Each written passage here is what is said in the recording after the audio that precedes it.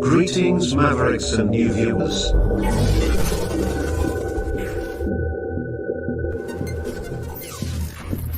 Tonight, direct and live from the Maverick News Network World Studios. This is Maverick News with Rick Walker.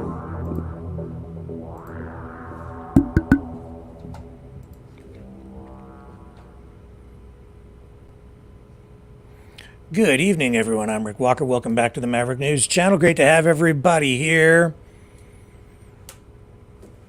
Boy, things feel different. The energy is different. Everything feels different. I suppose that's what happens when everything you know, everything that you thought you had, everything around you is in jeopardy because your country is under attack. America is under attack. Canada is under attack. The Western world is under attack. I know it's a lot of talk about World War III, but folks, we are in it. I said a long time ago,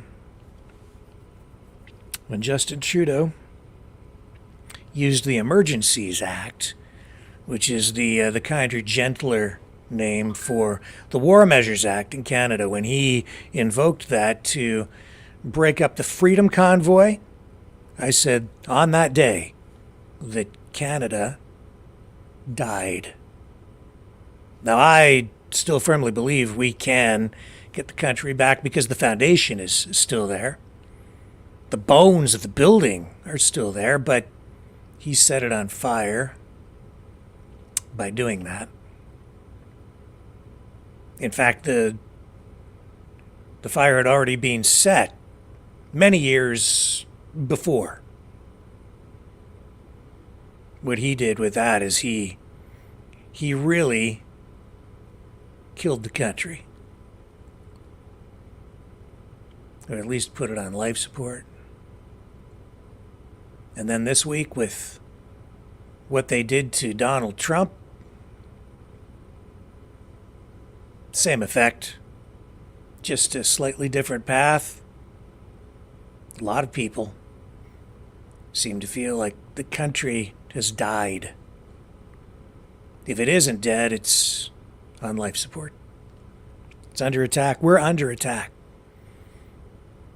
A lot of people out there think they've awakened.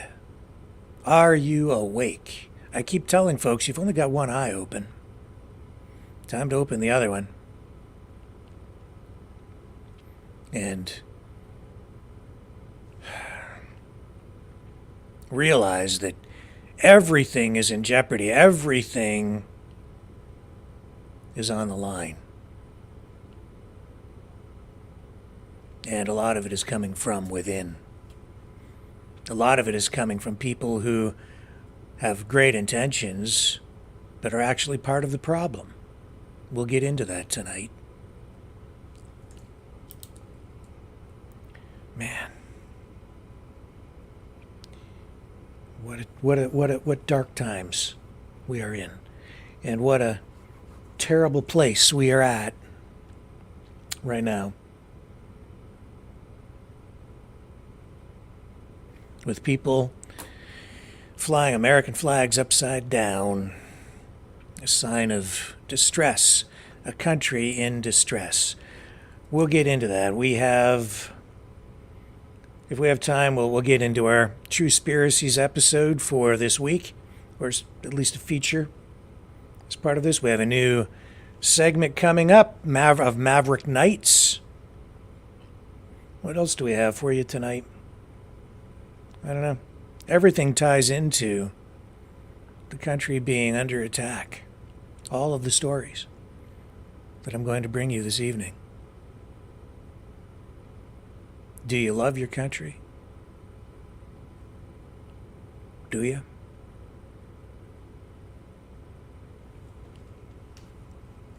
Or do you just want to tear it down, destroy it?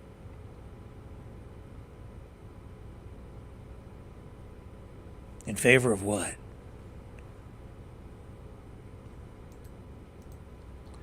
These are the questions that we'll explore tonight. Stay with me. Lots to unpack.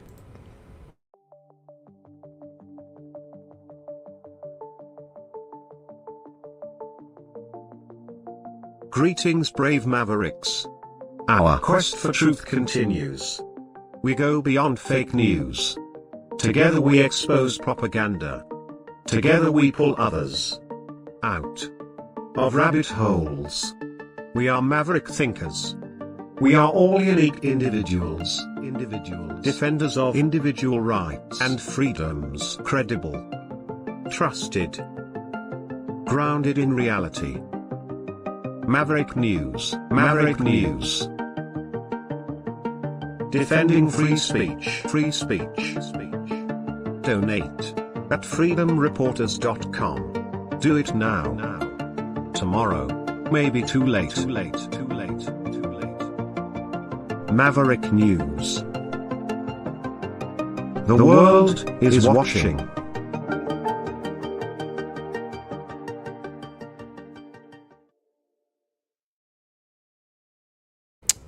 Okay. The Trump verdict, the declaration of guilt has thrown the country into quite a tailspin. The mainstream media on the left, I think some people are cluing in, and there's some editorializing here that I'm engaging in tonight to some degree. They're cluing in that maybe they've gone a little too far. Maybe a lot too far. They've crossed the line. You know, we've spoken about this over the last 2 days, analyzed, commented on the news conference that Donald Trump held yesterday, commenting on his conviction on all 34 counts related to the hush money trial.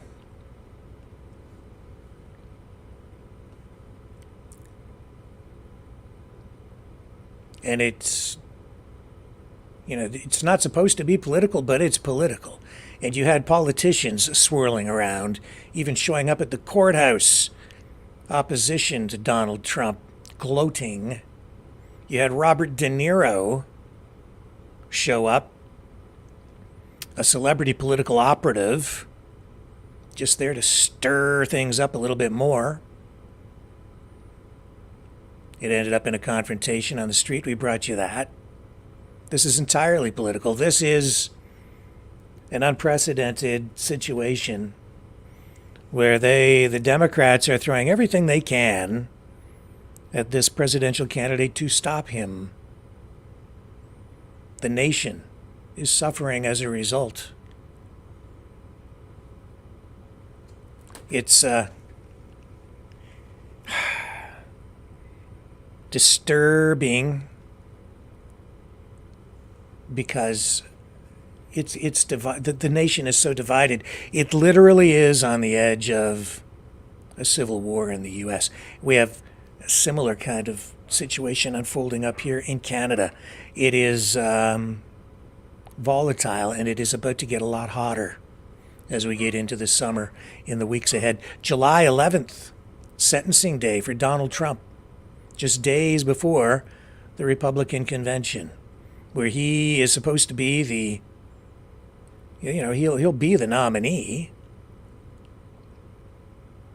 And just days before sentencing, will he go to jail? I think they might just do it. I think that there's a high probability that the judge is going to throw him in jail.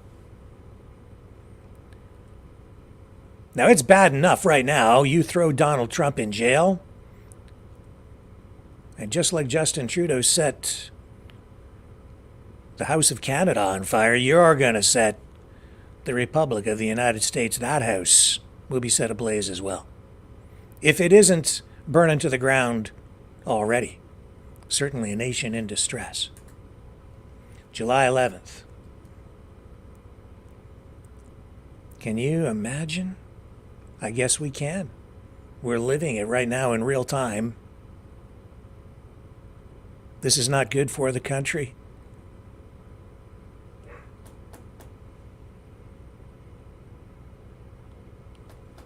It's terrible. And it extends beyond that. I mean, we've had this assault on free speech. We've had social media crap going on with, government control over social media. Even tonight, I mean, whether you like him, love him, hate him, disagree with him, think he's a conspiracy theorist, even Alex Jones is still under assault. Banned off other social media platforms, back on Twitter. He's talking about the federal government knocking on his door. And he says he slept in the studios overnight to prevent the feds from raiding his facility, taking it over. Let me share this with you. A little bit of language here, so just be aware. And here we go, Alex Jones. I've been under attack. I've been gaslit. I've had secret federal filings filed on me that I'm committing crimes, referred to the Justice Department, which of course wasn't true. We'd already filed it in federal court months before. They didn't even check this shit. If you're gonna fucking frame somebody and fucking lie about them to goddamn federal court with the fucking know it's already filed in the goddamn court, you bastard. So fuck you. And fuck anybody else that tries to go on your shit. You want fucking war, you fucking got it. I told you one more fucking lie and I was gonna do this, all right? I tried to sustain this place. I didn't believe America was as corrupt as this. I didn't believe we were this fucked, and we are this fucked. This country is administratively got a bunch of scum in charge of it. That's why it's going down the tubes, and America and the whole world sees it. So you misjudged who I am, and in a year of minions misjudged who I am, and you have no idea. No idea. So go ahead. Try to jerk off some operation to shut the doors here and do that and prove everything I said. It doesn't matter. And I don't sit there and make threats. I make promises. I haven't had time yet to dig it out of my phone. But I will. And you will, at the end of the day, know that Alex Jones, the American patriot, defeated your evil ass. You guys want to comment? Well, I'll just say. I'll say this. All this stuff, it started years ago. And I'll say this. Everything you think you know because you think that it's all coming from our government, think again. It is, but it isn't. This is not, what I'm about to say is not unequivocal proof. But there's empirical evidence here. And some of what I'm going to say is fact. This is fact. This assault on Western society began many years ago, decades ago. Everything that's happening now is the culmination of decades of planning and implementation by a very determined group of enemies to the West to infiltrate, subvert, undermine, destabilize, destroy. They're doing that using fifth-generation warfare. We are in World War III, but this is not a conventional war. People are thinking in terms of when the soldiers show up and start marching down the street, we're in a lot of trouble. No, the soldiers are online. They're turning you into their soldiers by getting you upset and going out and protesting to destabilize the country. They're turning you into their soldiers by screwing with your minds. They've been turning your children into soldiers by capturing our institutions, including our elementary, secondary, and post-secondary educational institutions, our universities and our colleges. They've been doing it for years. They've been doing it by undermining our moral values, by making it cool to be a sinner. They've been doing it. Just listen to what Paul Harvey warned us about many decades ago. Promoting drug use. People have lost their moral compass. Indoctrinating our young people at a very young age into alternative history, revisionist history, making people ashamed of their country, undermining patriotism. Don't tell me you're not seeing it. You know it's true. They were doing it to me when I was in school, and that was a long time ago. It's hard for me to admit that I'm as old as I am, but you see, a lot of this revisionist history, I see it for what it is because I am so old. I've lived through a lot of the history. Hell, I've lived for 1/3 of the entire existence of the country of Canada. Okay? That's how ancient I am. I'm a fossil. And then I talk to my dad, and he's lived almost half. Okay? Almost half. Well, not half.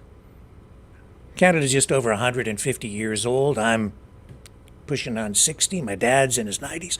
I remember talking to my grandfather. I know what went on, man. I remember the space shuttle blowing up. You want to talk about JFK? All right, I'm a Canadian, so it was only sort of in the background, but he was assassinated just a couple of years, the year before I was born. I've been around a little bit. I remember stuff. A lot of it was when I was a kid, but I've seen the country evolve. And I remember the bad stuff from when I was a kid, but I remember the good stuff too. I remember the prejudice that we sort of overcame. We kind of, I think, hit a sweet spot around 1980, from the 80s to the end of the 90s maybe. We had about 10, 20 really sweet years in there when we kind of just hit that sweet spot. The Reagan years, man, when people were proud to be American again.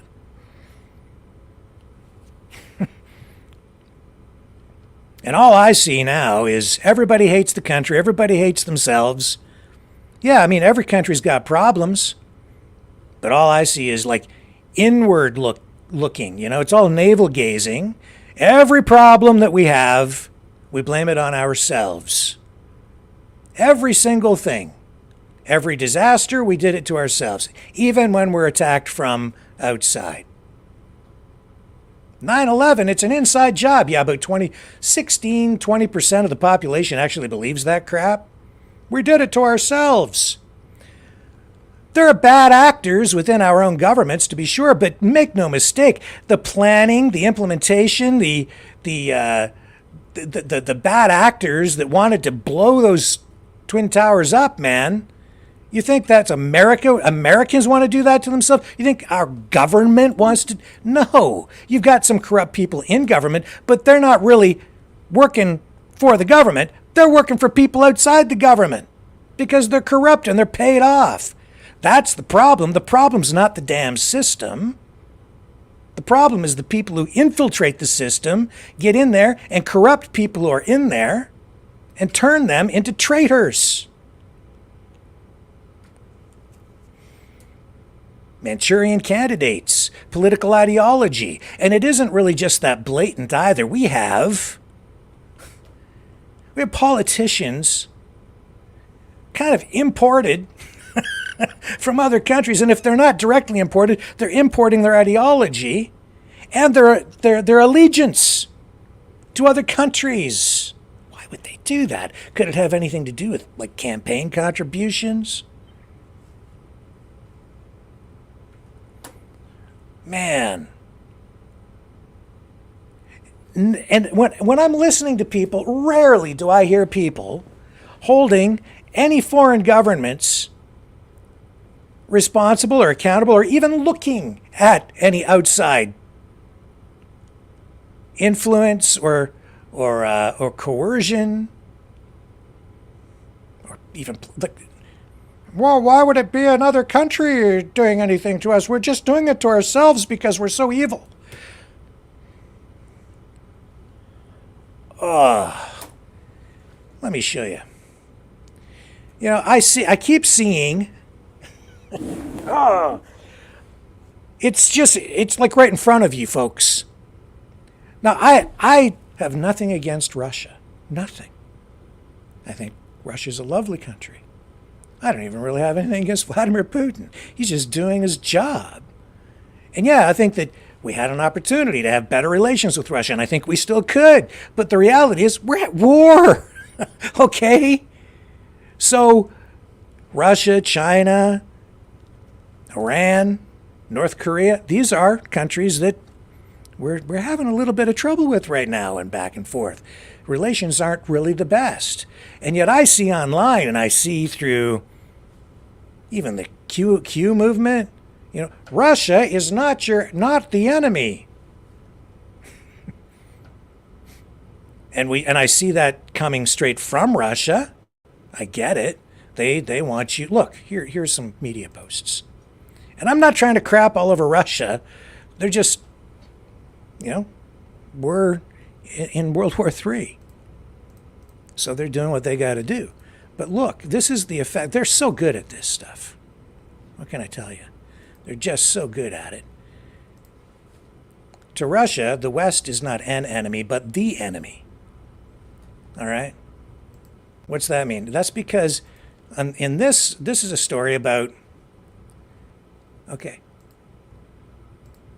This is a story about, we keep hearing, I keep seeing posts all over the place. Russia's not the enemy. Russia's not the enemy. China's not our enemy. China's not. Yes, they are. They kind of are. We're still trading with them. It's a complicated thing because we're not blowing each other up at this point. And even with Russia, you know, a lot of sanctions. We're really not trading with them right now. Iran, I don't know, like Obama sends them plane loads of money. And yet they're our political adversary. And more than that now, they're definitely in an adversarial relationship with us. But Russia keeps, you know, sending the message that, oh no, we're not, you know, we're your friend. We're not your enemy. Really? Really? So there's that. But while Russia's sending us that message, on the other side, you're seeing this. Okay? Putin says West is Russia's enemy, not Ukraine itself. So the West is Russia's enemy, but Russia is not our enemy.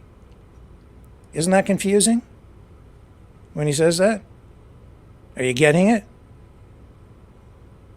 Yeah. We've got an issue. Russia's not even our worst problem. And we can smooth things over there, and we can have better relations. We need to work at that, right?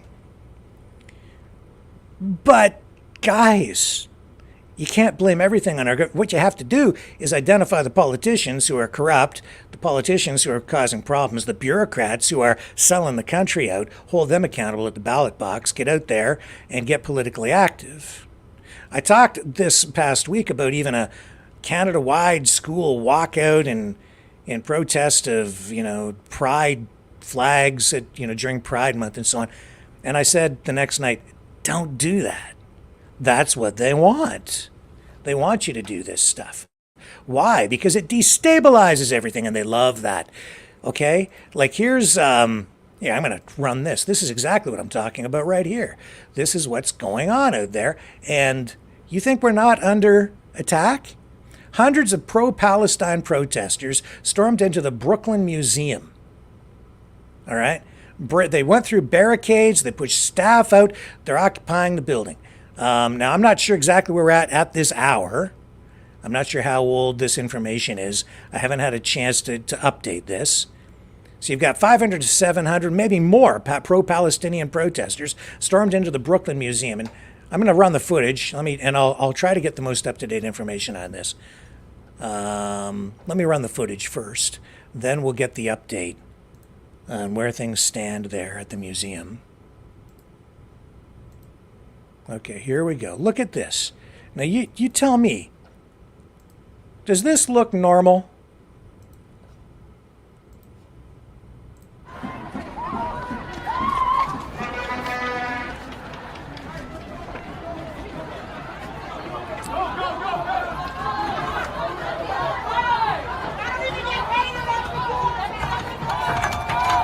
Does it look normal? No. Look. No, it's just a peaceful protest. No, it's not. It's an occupation. They're seizing property, public property.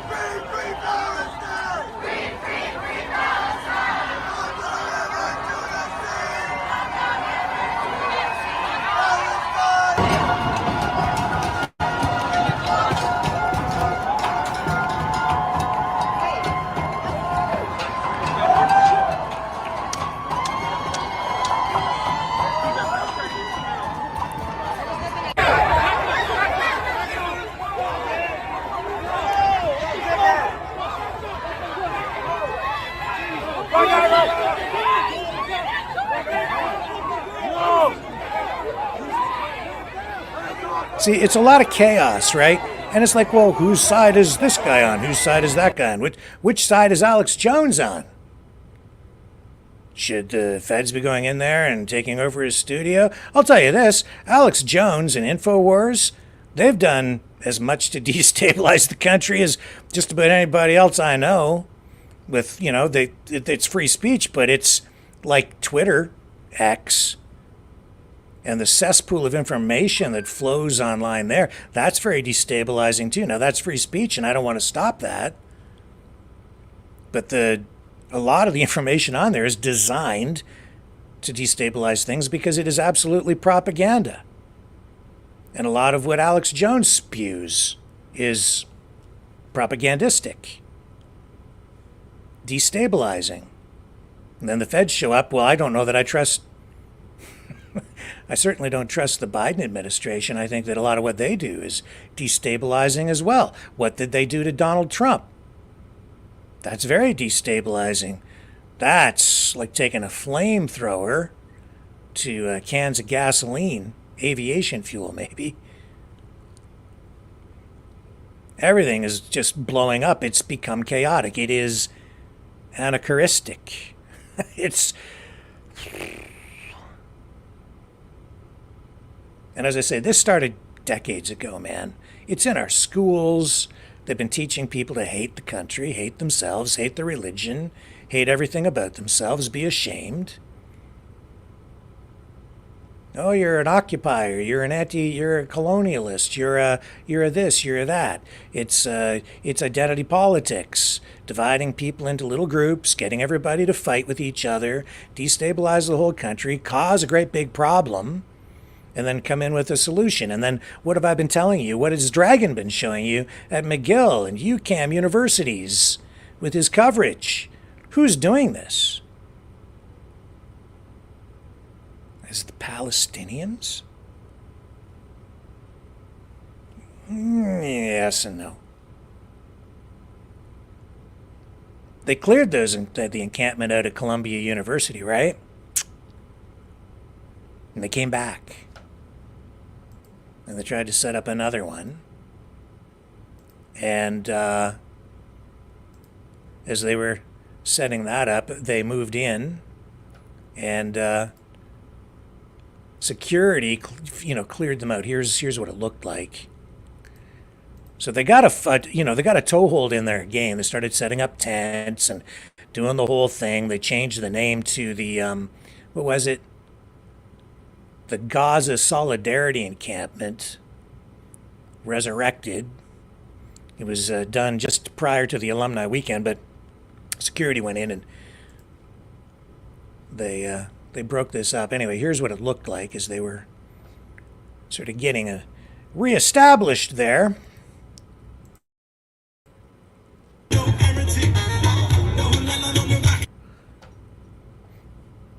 yeah, it didn't take them long, did it? So, according to authorities there, they broke it up, but what they discovered is about 30% of them weren't even associated with, weren't students, they weren't from the university. Who are they? Well, we showed you. I mean, they're literally flying, banners with the hammer and sickle on it. Communists, Islamofascists. They are promoting that ideology. This is an attempt to bring in, to tear down Western society and replace it with, like I've been saying, like a communist-fascistic system of government. It won't happen immediately, but this is an assault on everything Western. Maybe you think that's a cool thing. Maybe you think it's time for that. You're welcome to think that. I'm just telling you this is what's going on. Maybe you hate capitalism. Maybe you hate the West. Maybe you hate freedom. Maybe you want to live under an Islamo-fascistic, communistic, authoritarian regime. Maybe you all want to live under Sharia law. There's a growing movement. They want that. I've been hearing that for several years here. You will live under Sharia law. Make no mistake, that's what this is all about. They knew that attack on October 7th against Israel, they knew that was coming years before it happened. Guarantee you that. You know why I know that? Because I heard rumblings about there's no stopping this. There's no, they knew the plan. This is the plan. And it's upside down world, folks. The plan? This is the plan. You're watching it unfold right in front of you. And here they are, like they're running movies. They were running movies at Columbia, like this, to promote Hamas. Hamas today, in their official charter, says they will accept the two-state solution promoted by the international community. Exactly what we're told is the path to peace. It states, Hamas considers the establishment of a fully sovereign and independent Palestinian state along the pre-military occupation lines of 1967 to be a formula of national consensus. The Hamas charter goes on to reject anti-Semitism and the conflation of Judaism with political Zionism, which is the position of progressive Jewish organizations worldwide. This is the crap that they're filling the people's heads full of at the encampments. That's not true. Hamas does not want Hamas. They want to destroy Israel. They want to wipe it off the face of the planet. That's their primary objective. Oh my God. And people are buying it. You know why? Because those heads are full of mush. Those students, those youngsters on campus, yeah, very impressionable. And then I listened to, there's such naivete out there. It numbs my mind just listening to people talk these days. What are they also after here? They want divestment. They don't want any money spent on any military spending. What is that all about? They want to disarm the West. And then I hear even politicians saying, we're going to shut down all the military bases, all the American military bases all over the world. Do you know what that would do? You want to talk about destabilization? As though the rest of the world will it'll be just a perfect utopian world. All that has to happen is the United States just has to pull out from all over the world and just not intervene in any wars. Just stay out of everything. Just stay home, America. That's what they want. And that's really stupid. And it can't happen. It can't happen. If it were to happen, the world would go to hell in a handbasket. When country A starts bombing country B and exterminating people, and the United States, you think the United States is going to sit on the sidelines while genocides are committed around the world? Oh, the United States commits all the genocides. Do they really? Do we really? I think we get involved in a lot of things that are distasteful and maybe inconvenient, to say the least. We get sucked into a lot of stuff around the world because we are powerful, because we're affluent, because we've developed technologies, because we've built the best damn society history has ever seen. And we've built more wealth and prosperity here than the world has ever seen. And we've been a beacon of hope for the entire world. And that's why when people who are truly oppressed around the world get into trouble and they're getting the crap kicked out of them, murdered en masse, what happens? People look to the United States to intervene. And we have. The Western world has. And then we get trapped. And then we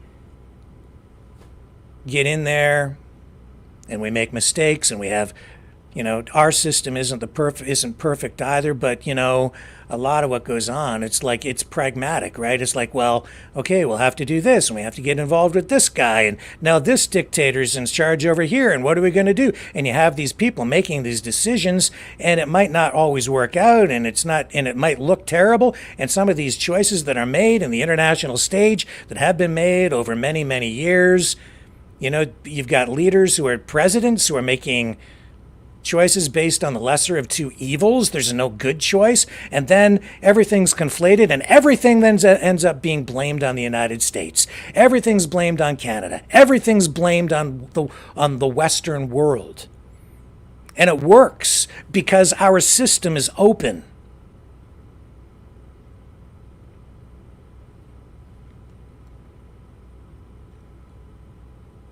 Because our system is open. And our enemies know that, so they exploit it. Free speech. Well, they'll put people in, and they get to say anything they want, even if it's not true. So now we have a lot of fake news, crap, and it's not just our mainstream media. A lot of stuff out there is designed to destroy this country.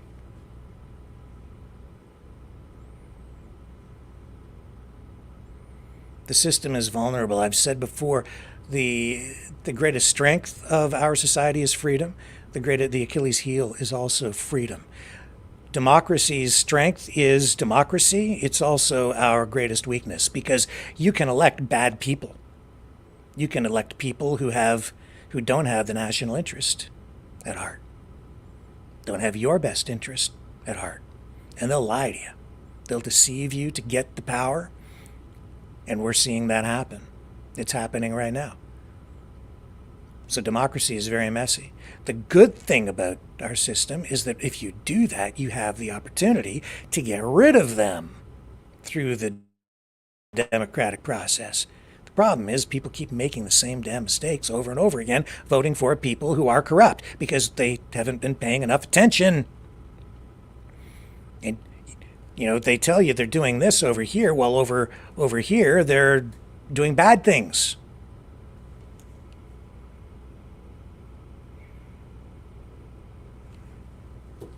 Justin Trudeau opening the border. They're letting in, I think, another 500,000 people from Gaza. Told you. This is not going to work out real well here. You see, I get that you want to help people. Fine, let's help people. But you're going to look, they've been brought up to hate the West. They don't believe in what our value systems are here.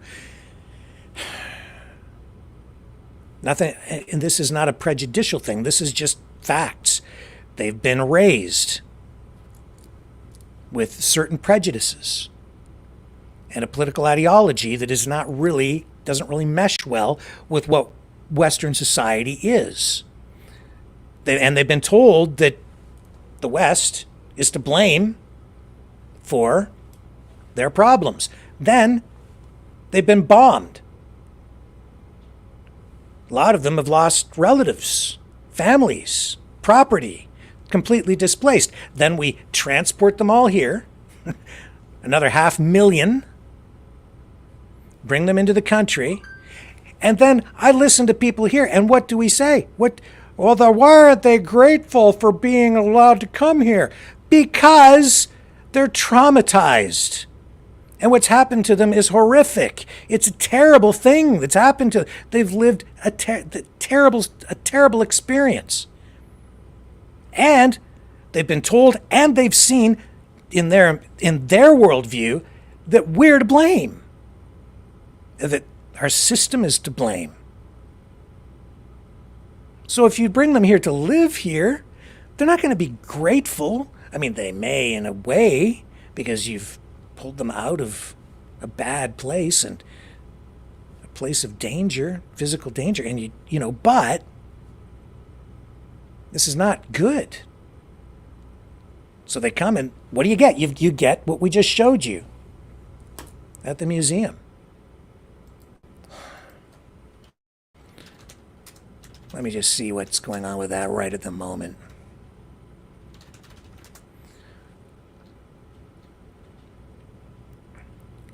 So this was, this was happening yesterday. So are they still there?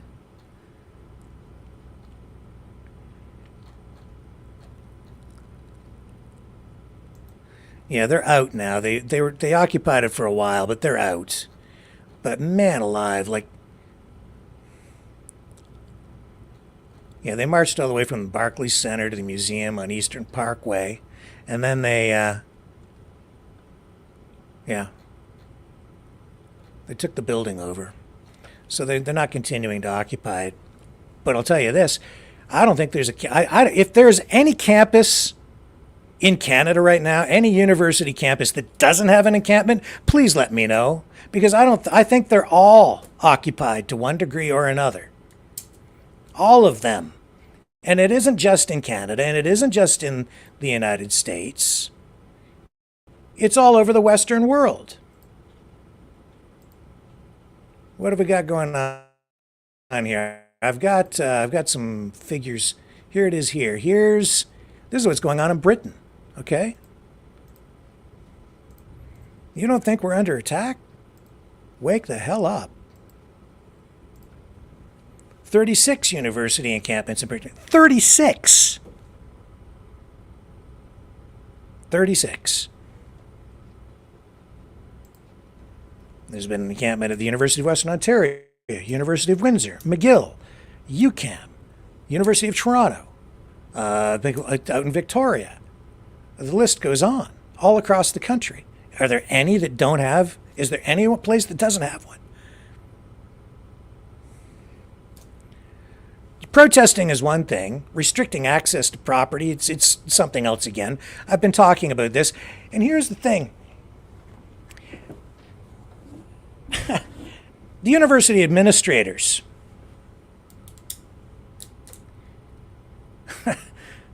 they've filed for injunctions after letting these encampments take hold. And they let them sit there, in some cases for weeks. Then finally they get around to filing paperwork requesting a court injunction. They go to court, and then it's rejected.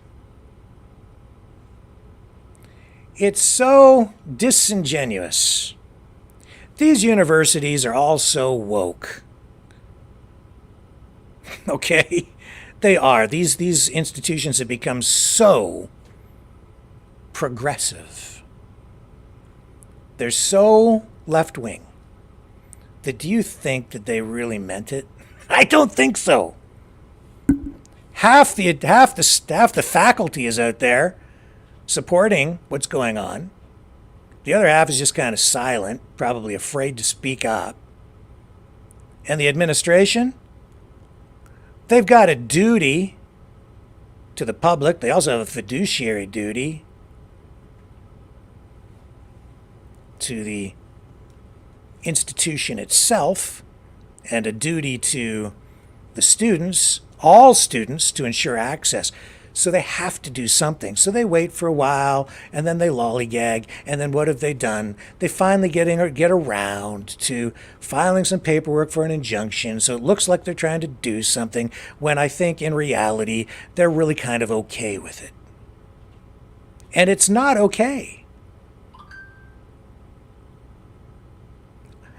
I'm not defending the actions of Netanyahu. I said before that the Israeli government's response to October 7th was wrong. It was a mistake. They shouldn't have done what they did.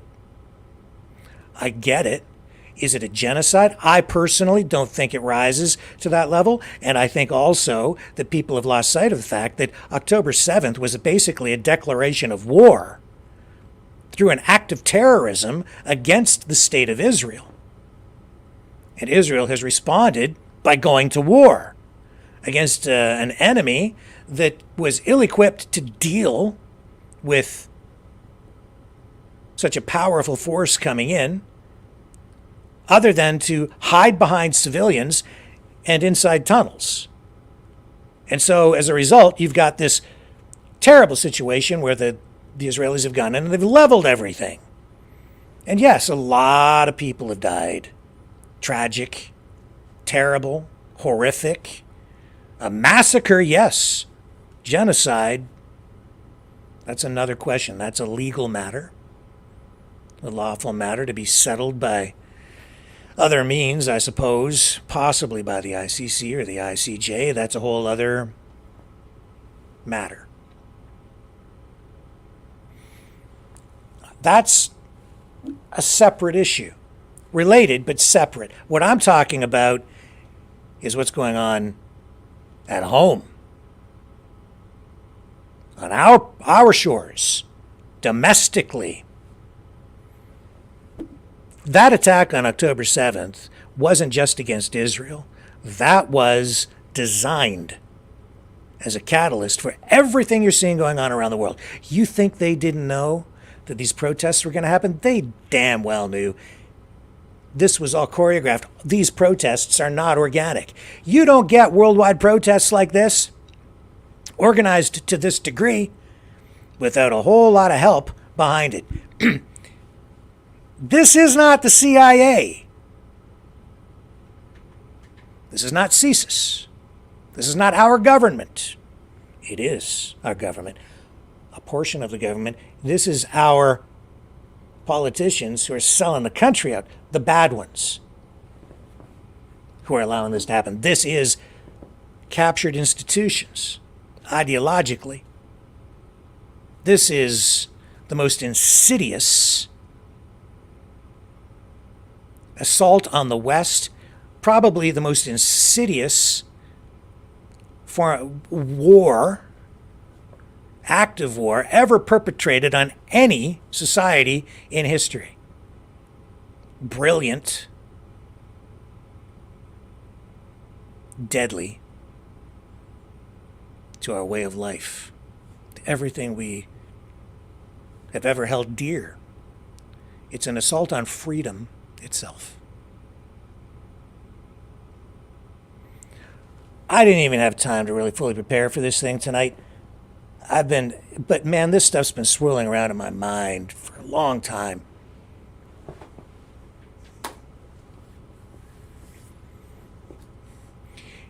If you can't see it, you're blind. Because you've only got one eye open. You've only got half vision. 20/0 vision, I guess. It's right in front of you. They're telling you what they want to do. Showed you the spray paint on the front of the Member of Parliament's office in, what was it, Durham region, I think. Was it Durham? Anyway, might be the wrong writing. It said, Palestine's burning, Toronto will too. Believe them. And as I said, they want you to burn it down. They want you to help them burn it down, or at least do it for them. They want you out in the streets protesting. And worse. And that's what we saw at the museum, too. Look at that. That's not all Palestinians. That's a bunch of young people. Middle class, upper middle class, white kids out there virtue signaling, don't know what the hell they're talking about, don't realize what it is they're supporting.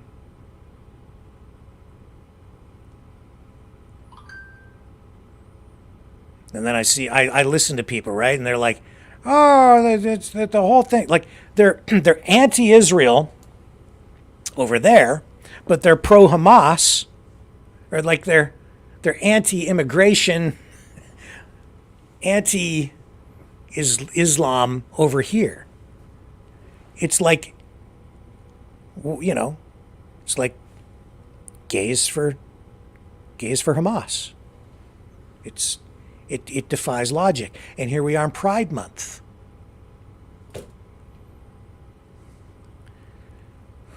It's just gonna, this is just gonna, like, perfect timing, right? Pride Month. So they're gonna take down the flag, the Canadian flag here. I assume they'll do it in a lot of places in the States as well, right?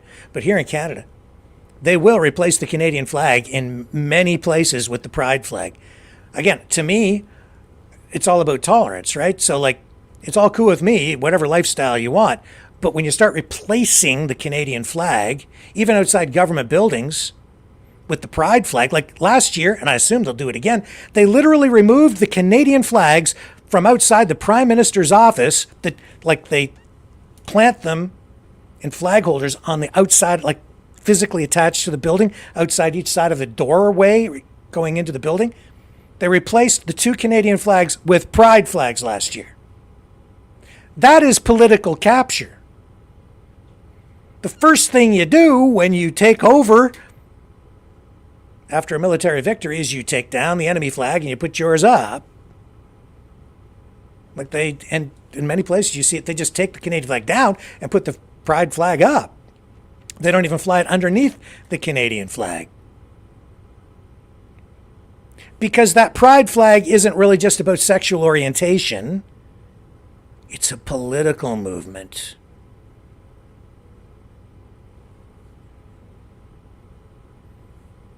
It represents the progressive, radical,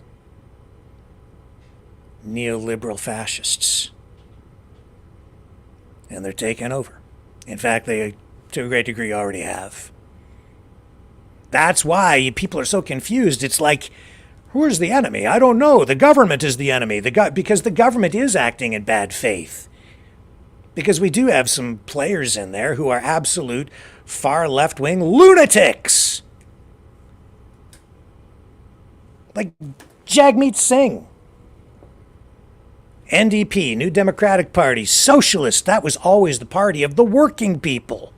Not so much anymore. Now it's the party of immigration. So what's he pushing right now? Here's okay. Here's a video from him, just I think in the last day, about 1984. This is they're going to seek official recognition of the 1984 Sikh genocide in Canadian Parliament. All right. And he's like, never forget what happened in 1984. Canadians don't remember what happened in 1984 because they don't even know what happened in 1984 in India, because it really doesn't have anything to do with Canada. But he's making it Canada's business. Here's his video. 40 years of injustice. 40 years since the Indian state invaded the Var complex, as well as dozens of other Gurdwaras across India. 40 years since the Indian police began its campaign of extrajudicial killings, torture, and disappearing of innocent Sikhs. 40 years of trauma, of pain, of suffering, but also 40 years of resilience in the pursuit of justice. This month, when we mark 40 years, let it be marked by our commitment to have India's crimes be recognized as a genocide. The NDP is seeking the official recognition of the Sikh genocide in the Canadian Parliament this November. Join this movement by supporting our petition and making sure your voice is heard. This is about the separatist movement, as far as I can tell, in India. This is why the Indian government is so upset with Trudeau. This is happening because Trudeau has become entangled with the Khalistani separatist movement.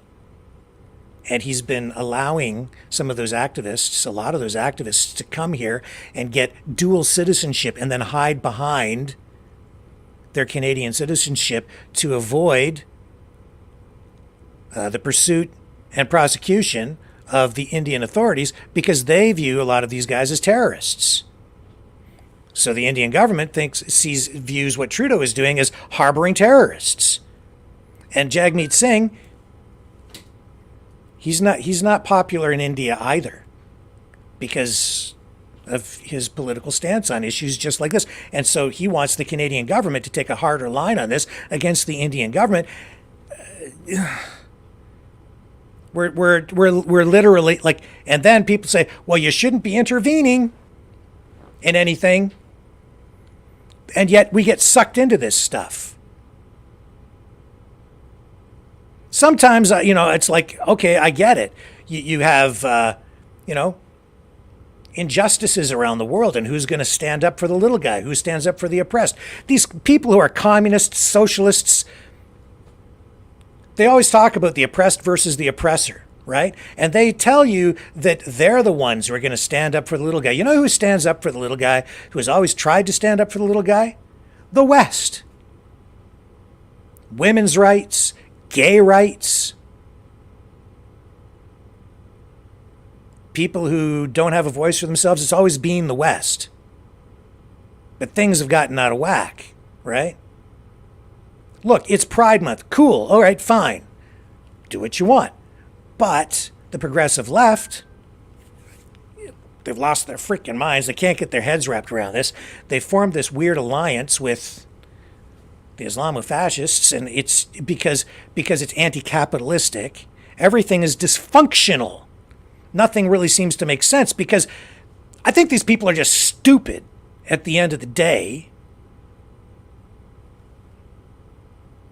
They're so busy virtue signaling they can't think straight. So you have gay people supporting Hamas, and if they went to the Middle East, they'd get thrown off a roof of a building. And then they celebrate Pride Month, and oh my God, it's ridiculous. And then I I listen to the progressives and even libertarians and others who say they want. I've been listening to them, especially in the last week. It's like they're so naive, misinformed, misguided, that they call for justice, but they advocate for the very things that cause the problems. They kind of are the problem, while they think they're the solution. It's just reverse logic. They can't get their heads wrapped around over, what's right and what's wrong.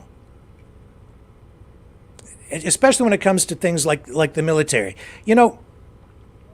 They want social justice, but they want the United States to pull out of all of these countries and all these bases all around the world, because it's only the United States that's ever evil. What do you think's going to happen when the United States leaves? You think all these other countries would just leave all the other countries alone and it would just be world peace? The vacuum would be filled. You'd leave a lot of people defenseless. Europe would be destabilized. Asia would be destabilized. China would rise. Russia would do whatever Russia wants to do, I guess, because there'd be literally no real opposition, even in Europe. I mean, all those countries, sovereign states, I'd like NATO. NATO must be disbanded. The military-industrial complex must come to an end. Okay. What happens if NATO just disbands? Look, the Berlin Wall falls. Reagan stands out there and says, Mr. Gorbachev, tear down this wall, and it falls. Communism is defeated. Well, not really, but the Soviet Union fell. And the world cheered because all those Soviet states that had been under the Soviet occupation or the Soviet boot or Soviet control, however you want to look at it, they then became free and the world cheered. Yay! They're free countries now. But something has turned in the decades since. And now these countries that people cheered because, they're now free. East and West Germany united, now free. Poland free. Czechoslovakia, things changed there. All these different countries. Ukraine, no longer under the jurisdiction of the old Soviet Union. Now each of these countries, sovereign states, entitled to self-determination. And then I hear these progressives saying, oh, no, NATO's got to be disbanded, and what do you think's going to happen? Trump has a right, as far as I'm concerned on this. He's like these other European countries, they have to pay their fair share. They want defense, they have to contribute. The United States has been providing defense for all of these countries and others, like all over the world. The United States has been creating an umbrella under which all these other countries have been living free.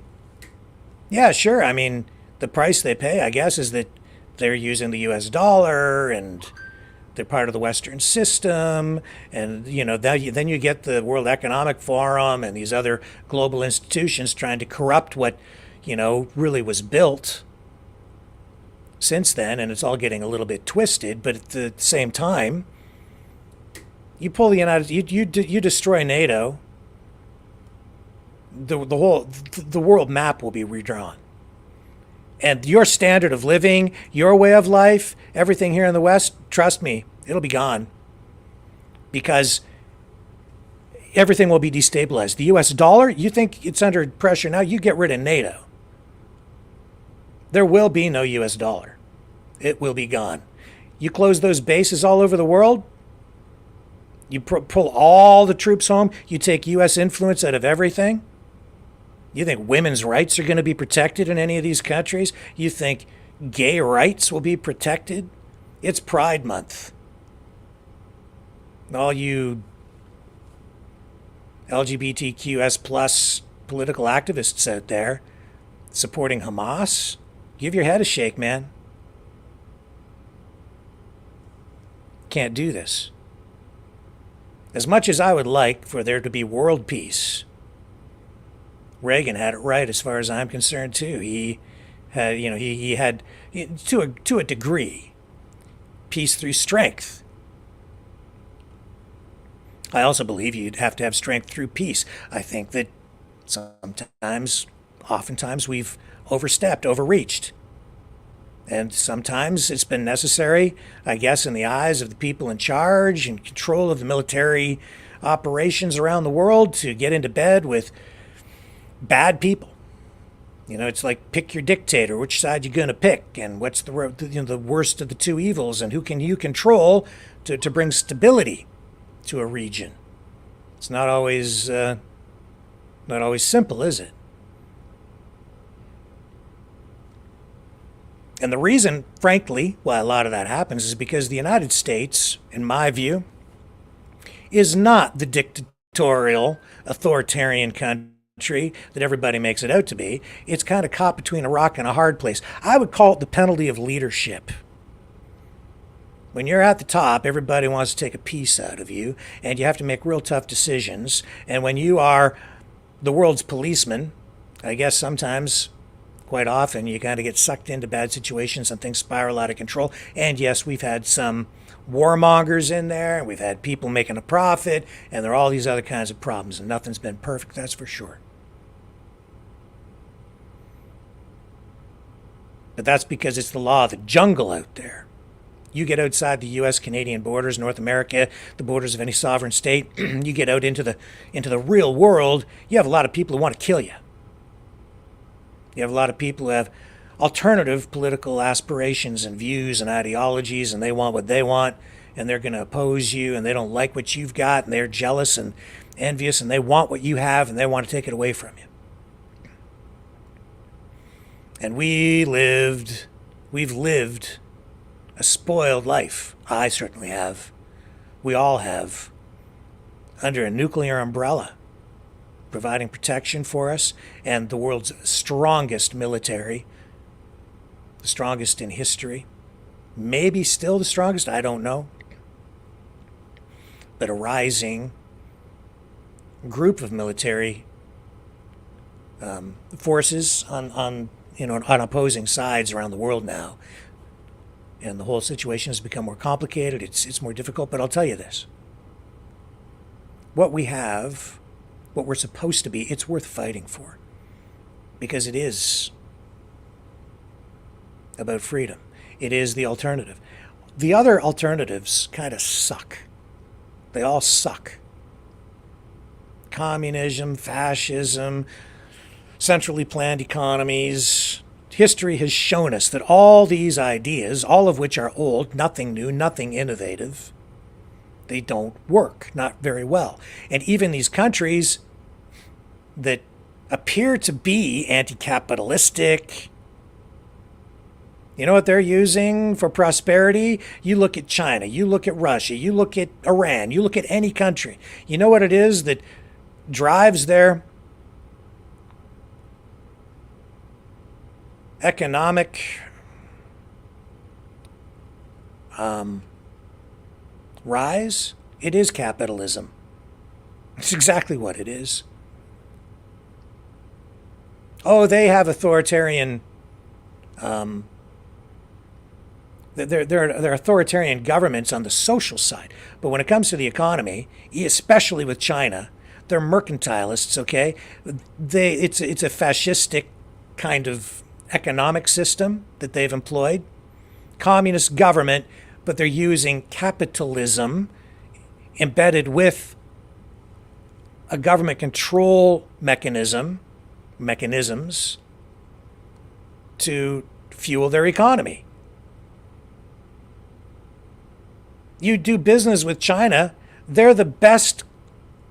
They're nobody's more capitalistic than the Chinese. They're really good at it. It's just that it's not about, for them, it's not so much about small business. It's about capitalism, state-controlled capitalism, which is a form of fascism. They've got their own little system of it, but it's capitalistic. Anyway, I digress. The point is, we've got massive protests in the street. Unprecedented levels of protesting in the streets here in Canada. Certainly in the United States, it's ramping up again because we're in an election season. You have encampments at virtually every university in the Western world now. You have people confused. Everything is being destabilized. People can't tell who the good guys are and who the bad guys are. You see, because that's what it's about. It's about destabilizing everything and tearing it down. Destabilize and destroy. Destabilize and destroy. Once it's all torn down, then we'll find out what it is they actually have planned for us. But that is the ultimate goal. And they're using all of us to achieve that goal. They're filling our heads with all kinds of propaganda. They're convincing us that it's our own government to blame. So they've turned us against our government. We no longer have any trust in our own institutions. Some of that is justified because they've infiltrated those organizations.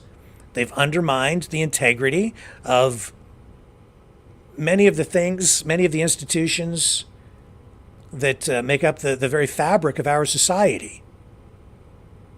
As I said, this started decades ago with far left progressive programming through our education system, starting, and now it's all the way down into, the primary grades and even kindergarten. And they're fueling it, they're funding it, they're finding these foreign governments.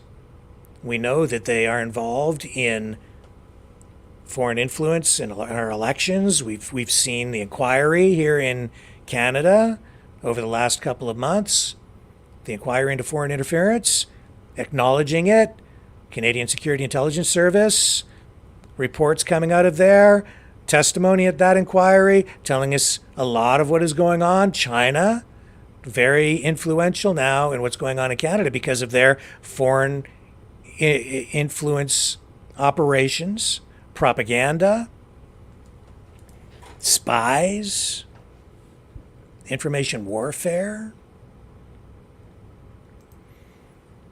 doublespeak. And it's cool right now. Everybody loves to hate the government, right? Nobody ever trusts the government in a free society anyway, but we need to start looking outside to find the real root of the problem. Everything going on is really just a symptom. That's the front line. You want to figure out what to do to fix this, you got to look deeper, look beyond. What was I going to show you here? The again, so there you have, I keep seeing this too. Russia's not the enemy. Russia's your friend. Russia's a competitor. Russia's acting in their own best interests. Russia's doing what they're supposed to do.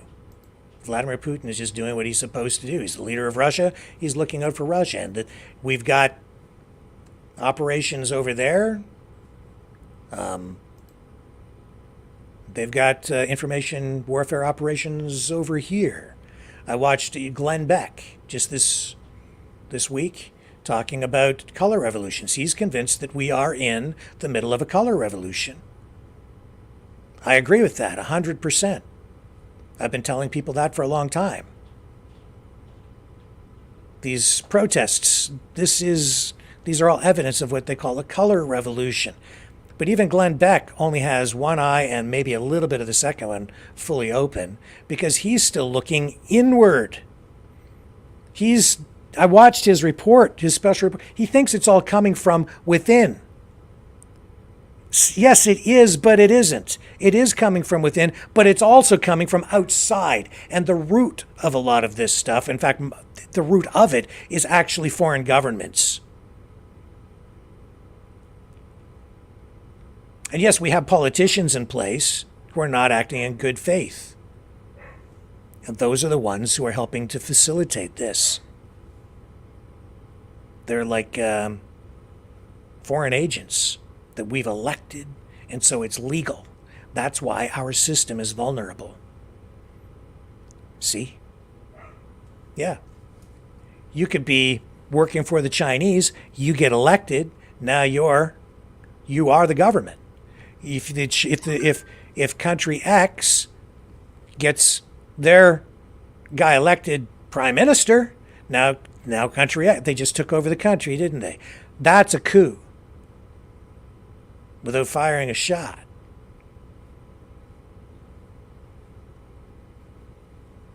And that's what's going on.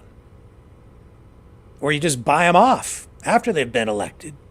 You make deals. You think Trudeau and Jagmeet Singh, and you don't think they haven't deals made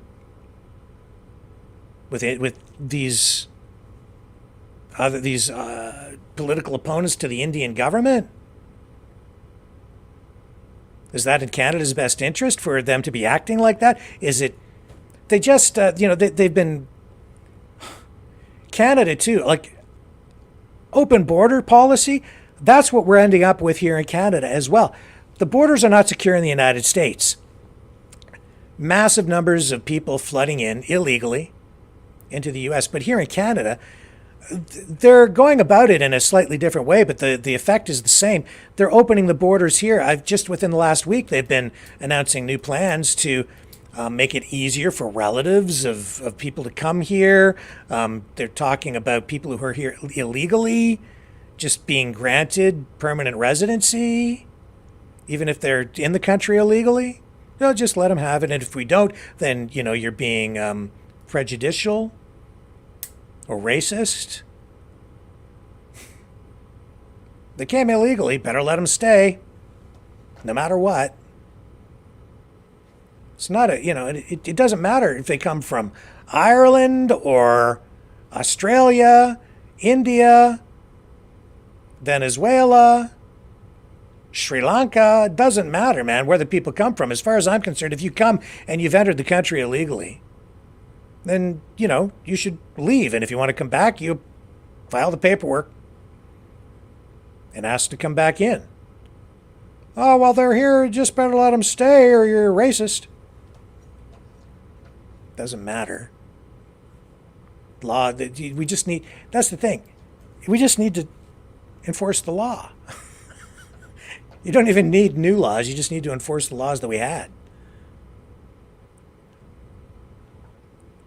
It's terrible. And the other thing, this is what I mean. Reagan, again, would not negotiate with terrorists. Carter, president, weak president, what ended up happening? Iran it took hostages. You had the Iran hostage crisis.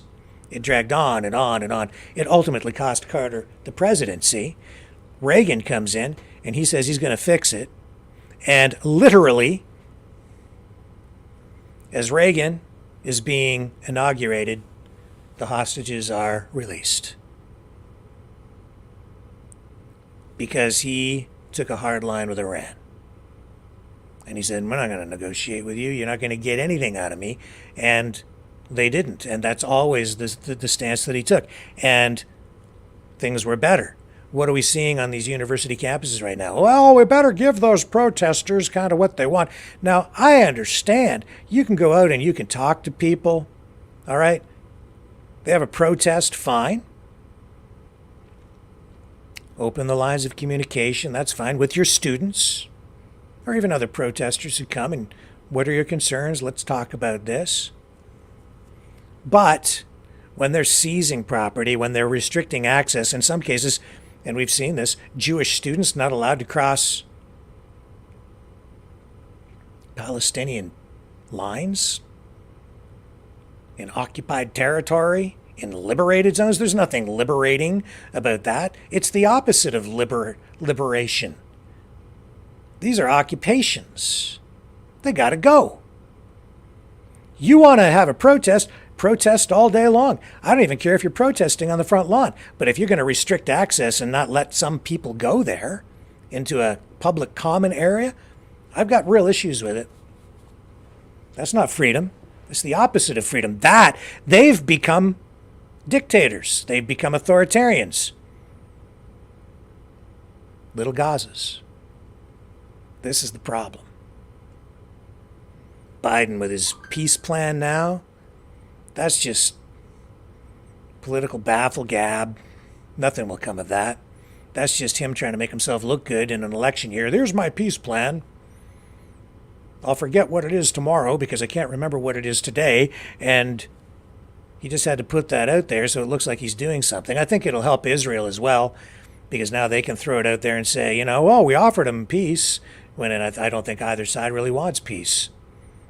And as much as they were running that video that you just watched on that university campus telling people that Hamas is a very level-headed, reasonable organization and they want a two-state solution, that's a lie. They've stated otherwise very clearly. It's in their charter. And a ceasefire will not suffice. You want a ceasefire? Go ahead. I'm all for it.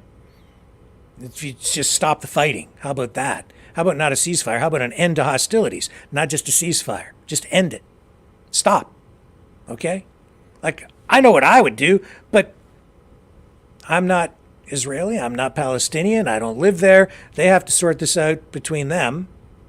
So what I want is kind of irrelevant, other than I would like people to stop killing each other. But I just know this. It's gone on so long, and everything is at such a fever pitch that any ceasefire will be temporary, and these two sides are going to keep on fighting. And the media here is not being honest with you.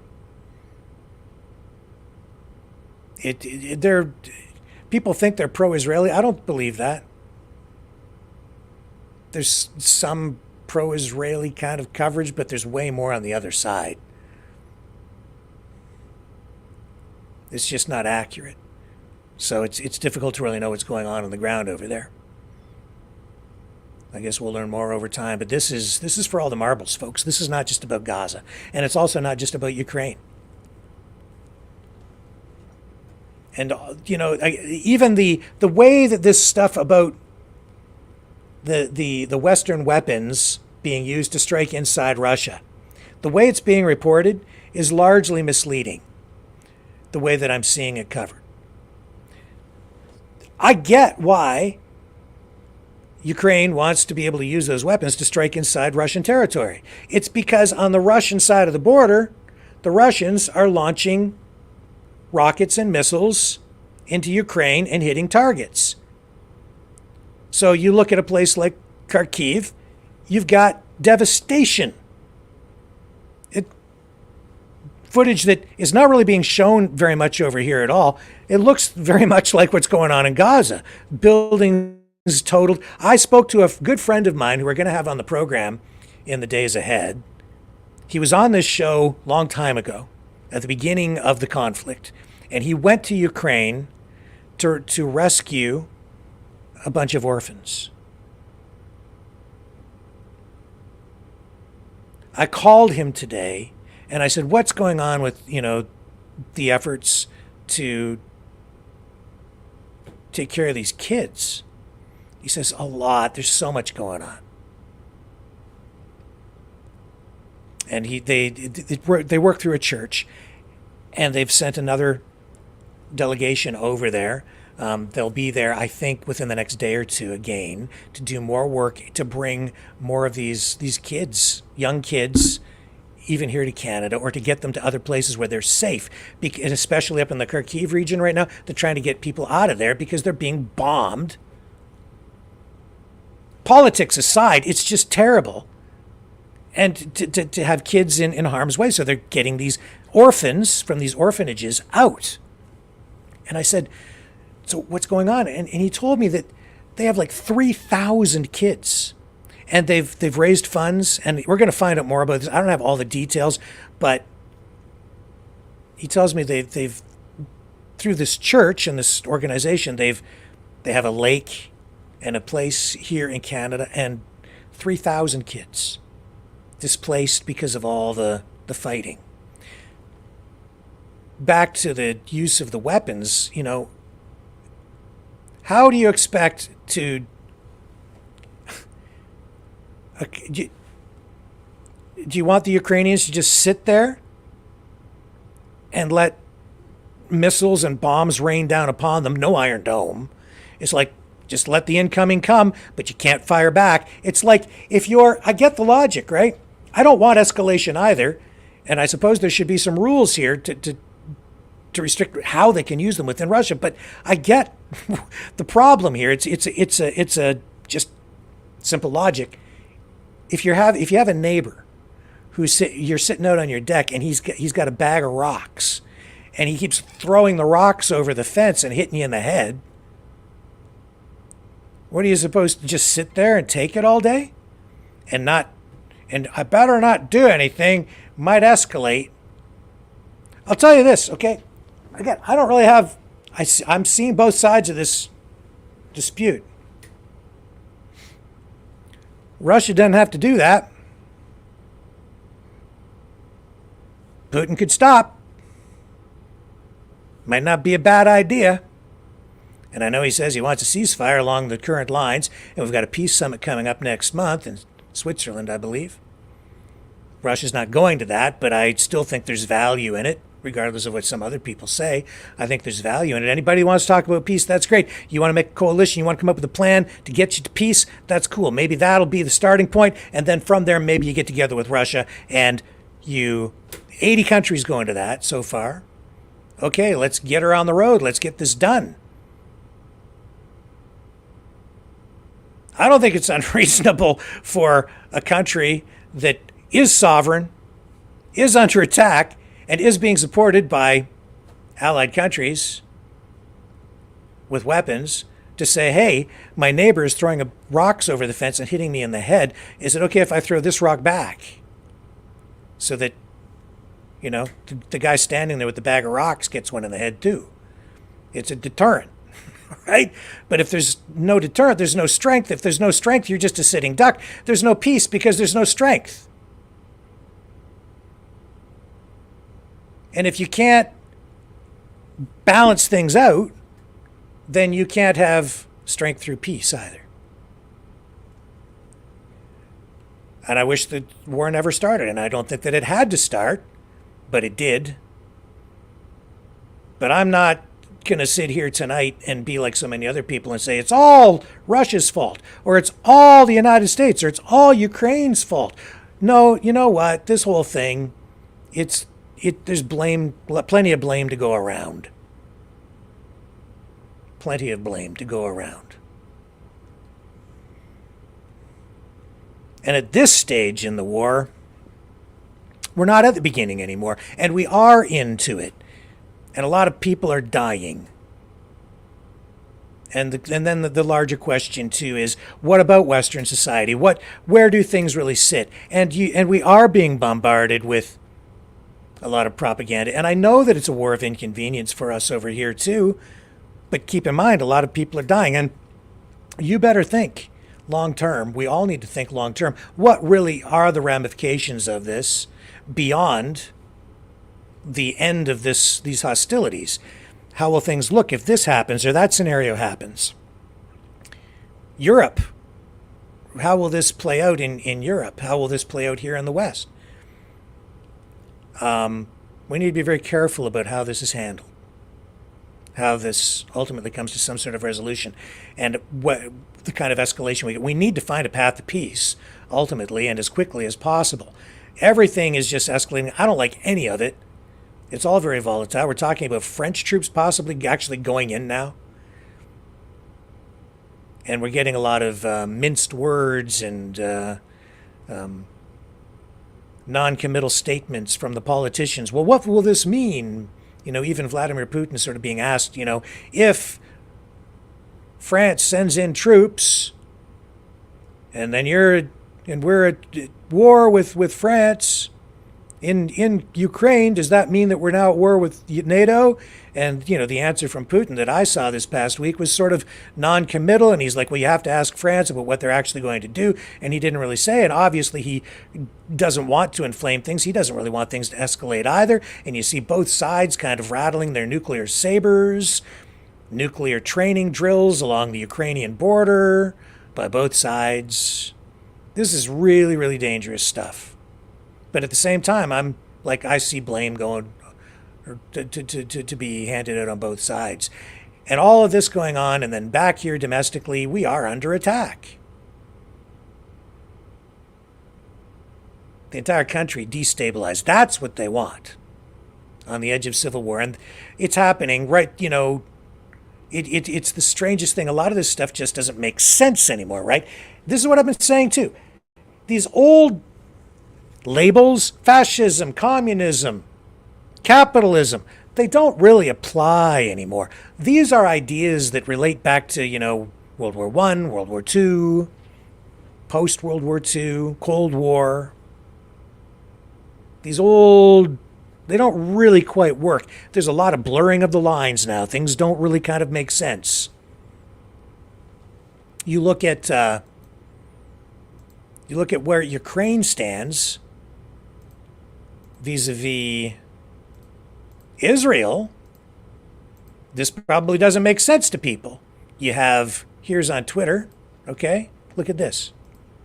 You have Vladimir Zelensky standing with Israel.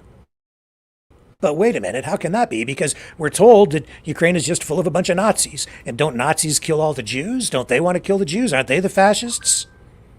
It isn't really that simple anymore, is it? Because it's really about Western society versus the East.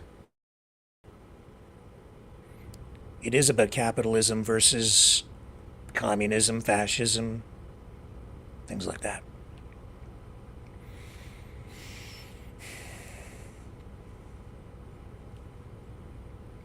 Times have changed. The countries have changed. There are Nazis in every country.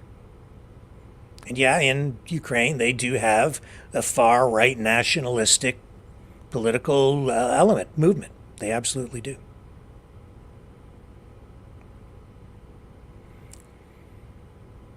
And I get what kind of went on there, sort of a civil war prior to all of this, starting it and so on. It's just, I won't get into the history of that because I'm really talking about what's happening here domestically. But let me take a quick break.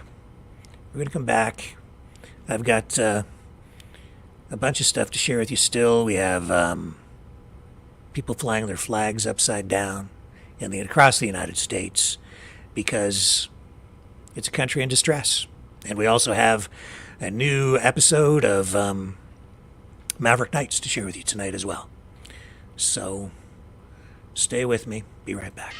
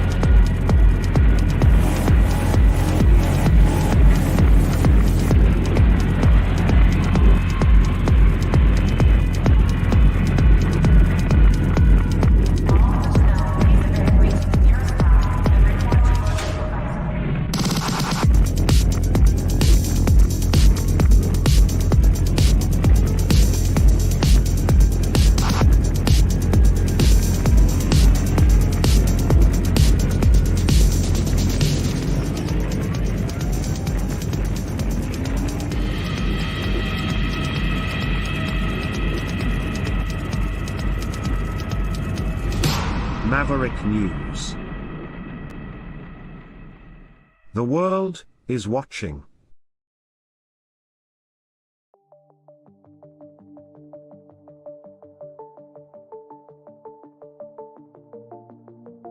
Greetings, brave Mavericks. Our quest for truth continues. We go beyond fake news. Together we expose propaganda. Together we pull others out of rabbit holes. We are maverick thinkers. We are all unique individuals, defenders of individual rights and freedoms, credible, trusted, grounded in reality. Maverick News, Maverick News. Defending free speech, free speech. Donate at freedomreporters.com. Do it now.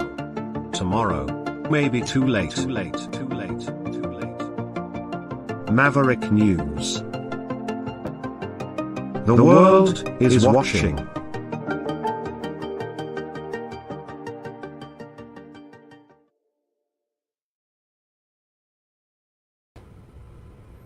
Okay, I'm back.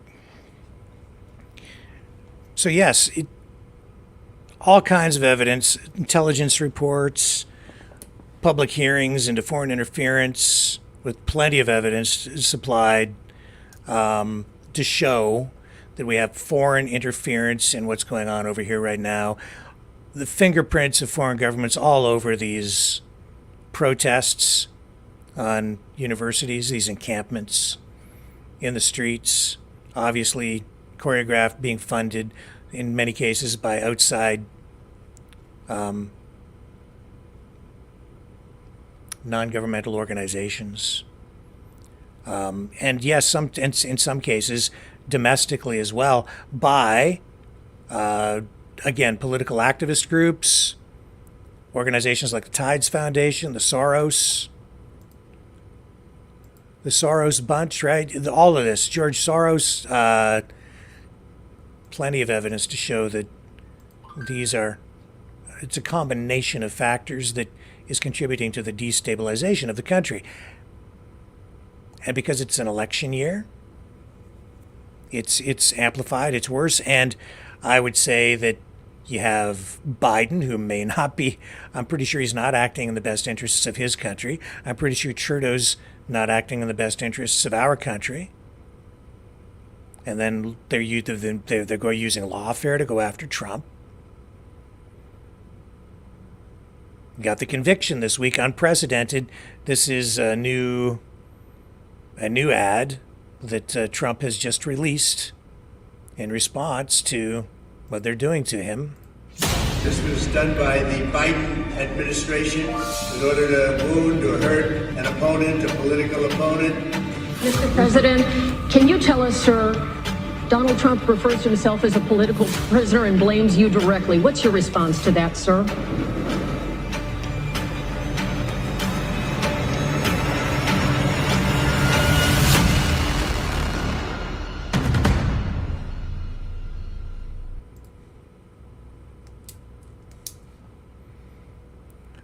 That was the creepiest moment of the week when I saw that yesterday. Biden being asked that question as he walked away. Also of note, they cut that from the White House feed at the very end, but Fox News captured it. That was the video clip. The question asked, and then he turns and just gives you that evil smirk. That knowing evil smirk. Now you tell me, what does that mean? I can't put words in the guy's mouth, but sometimes silence speaks volumes, especially when accompanied by body language. Chalk it up to senility or confusion because of his age or something, but no, I don't think so. There's more to it than that. Since then, Trump raising a whopping $52.8 million since his conviction. Unbelievable. And a lot of that coming in very small denominations. $20, $30, average Americans, middle class people. Probably a lot of people who probably can't even afford to donate, contributing to his campaign. 52.8 million raised in the 24 hours after his conviction. Incredible. That should send a signal to Trump's opponents. They have poked a sleeping giant. And that sleeping giant is the American people. That sleeping giant is people who are fed up with all of this crap going on. I'm sure that many of you are among those people.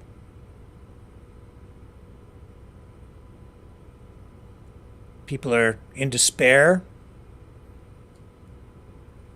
because they see that the country is under attack. They are attacking Donald Trump for the good of the country over this. Over this, they never should have brought this case. This makes everything with, oh my God. This could tear the country apart. They throw him in jail, right? You think people are just going to sit back and take that? Right now, tonight, many leaders on the conservative side, I guess, certainly in the Trump camp, they're out there calling for people to get active. And I'm not sure people are ready to do a little bit more than get active, I think. And this is the very dangerous thing. Extremely, extremely dangerous. People saying, it's time. What does that mean? And a lot of people flying American flags upside down all across the United States. We've been seeing it happen in Canada regularly since the pandemic, the lockdowns, and a lot of people within the freedom movement still flying a Canadian flag upside down. Now, that is something that since Trump's conviction, many Americans have started doing that too. I have compiled this montage for you. It's a collection of videos and social media posts to show you how distraught people across the country are right now because America is under attack. Flags are appearing in some places as well as in some social media posts. It symbolizes a nation in distress.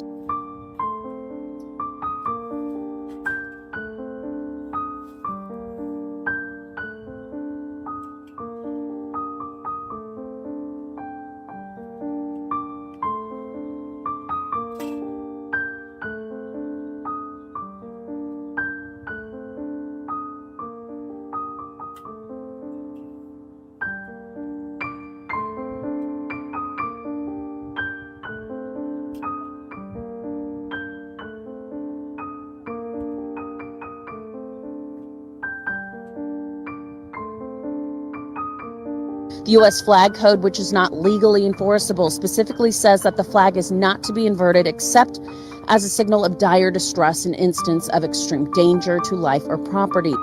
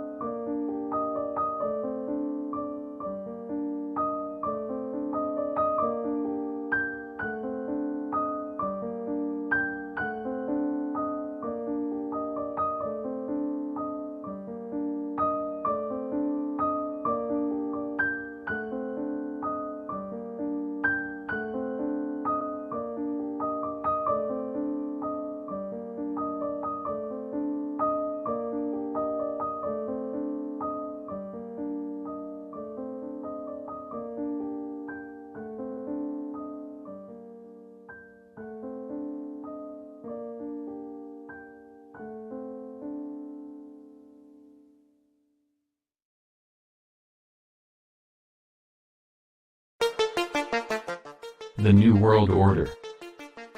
Government overreach. The Great Reset. Mainstream media lies.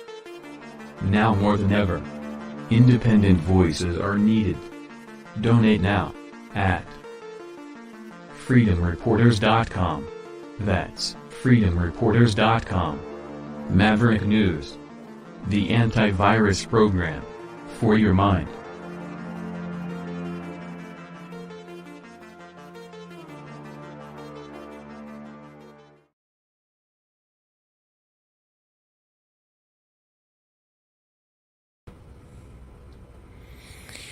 Okay, I'm back.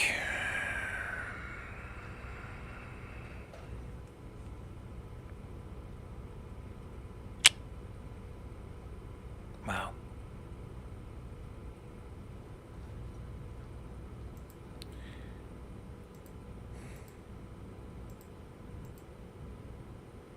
It's just discouraging, isn't it? Just so discouraging. How about this? How about we just shift gears? How about we get into some true conspiracy stuff for a little bit? Yeah, let's do that. Okay, you ready to do some true conspiracies? I have that National Enquirer that I went into the future to get because I got it before it was supposed to be released. So I had next week's news a week before. But now so much time has gone on that it's actually passed. So now it'll be back to the past so that I can bring you the news that I had from the future. But it's still relevant. It's still okay. Here's this week's installment of True Conspiracies.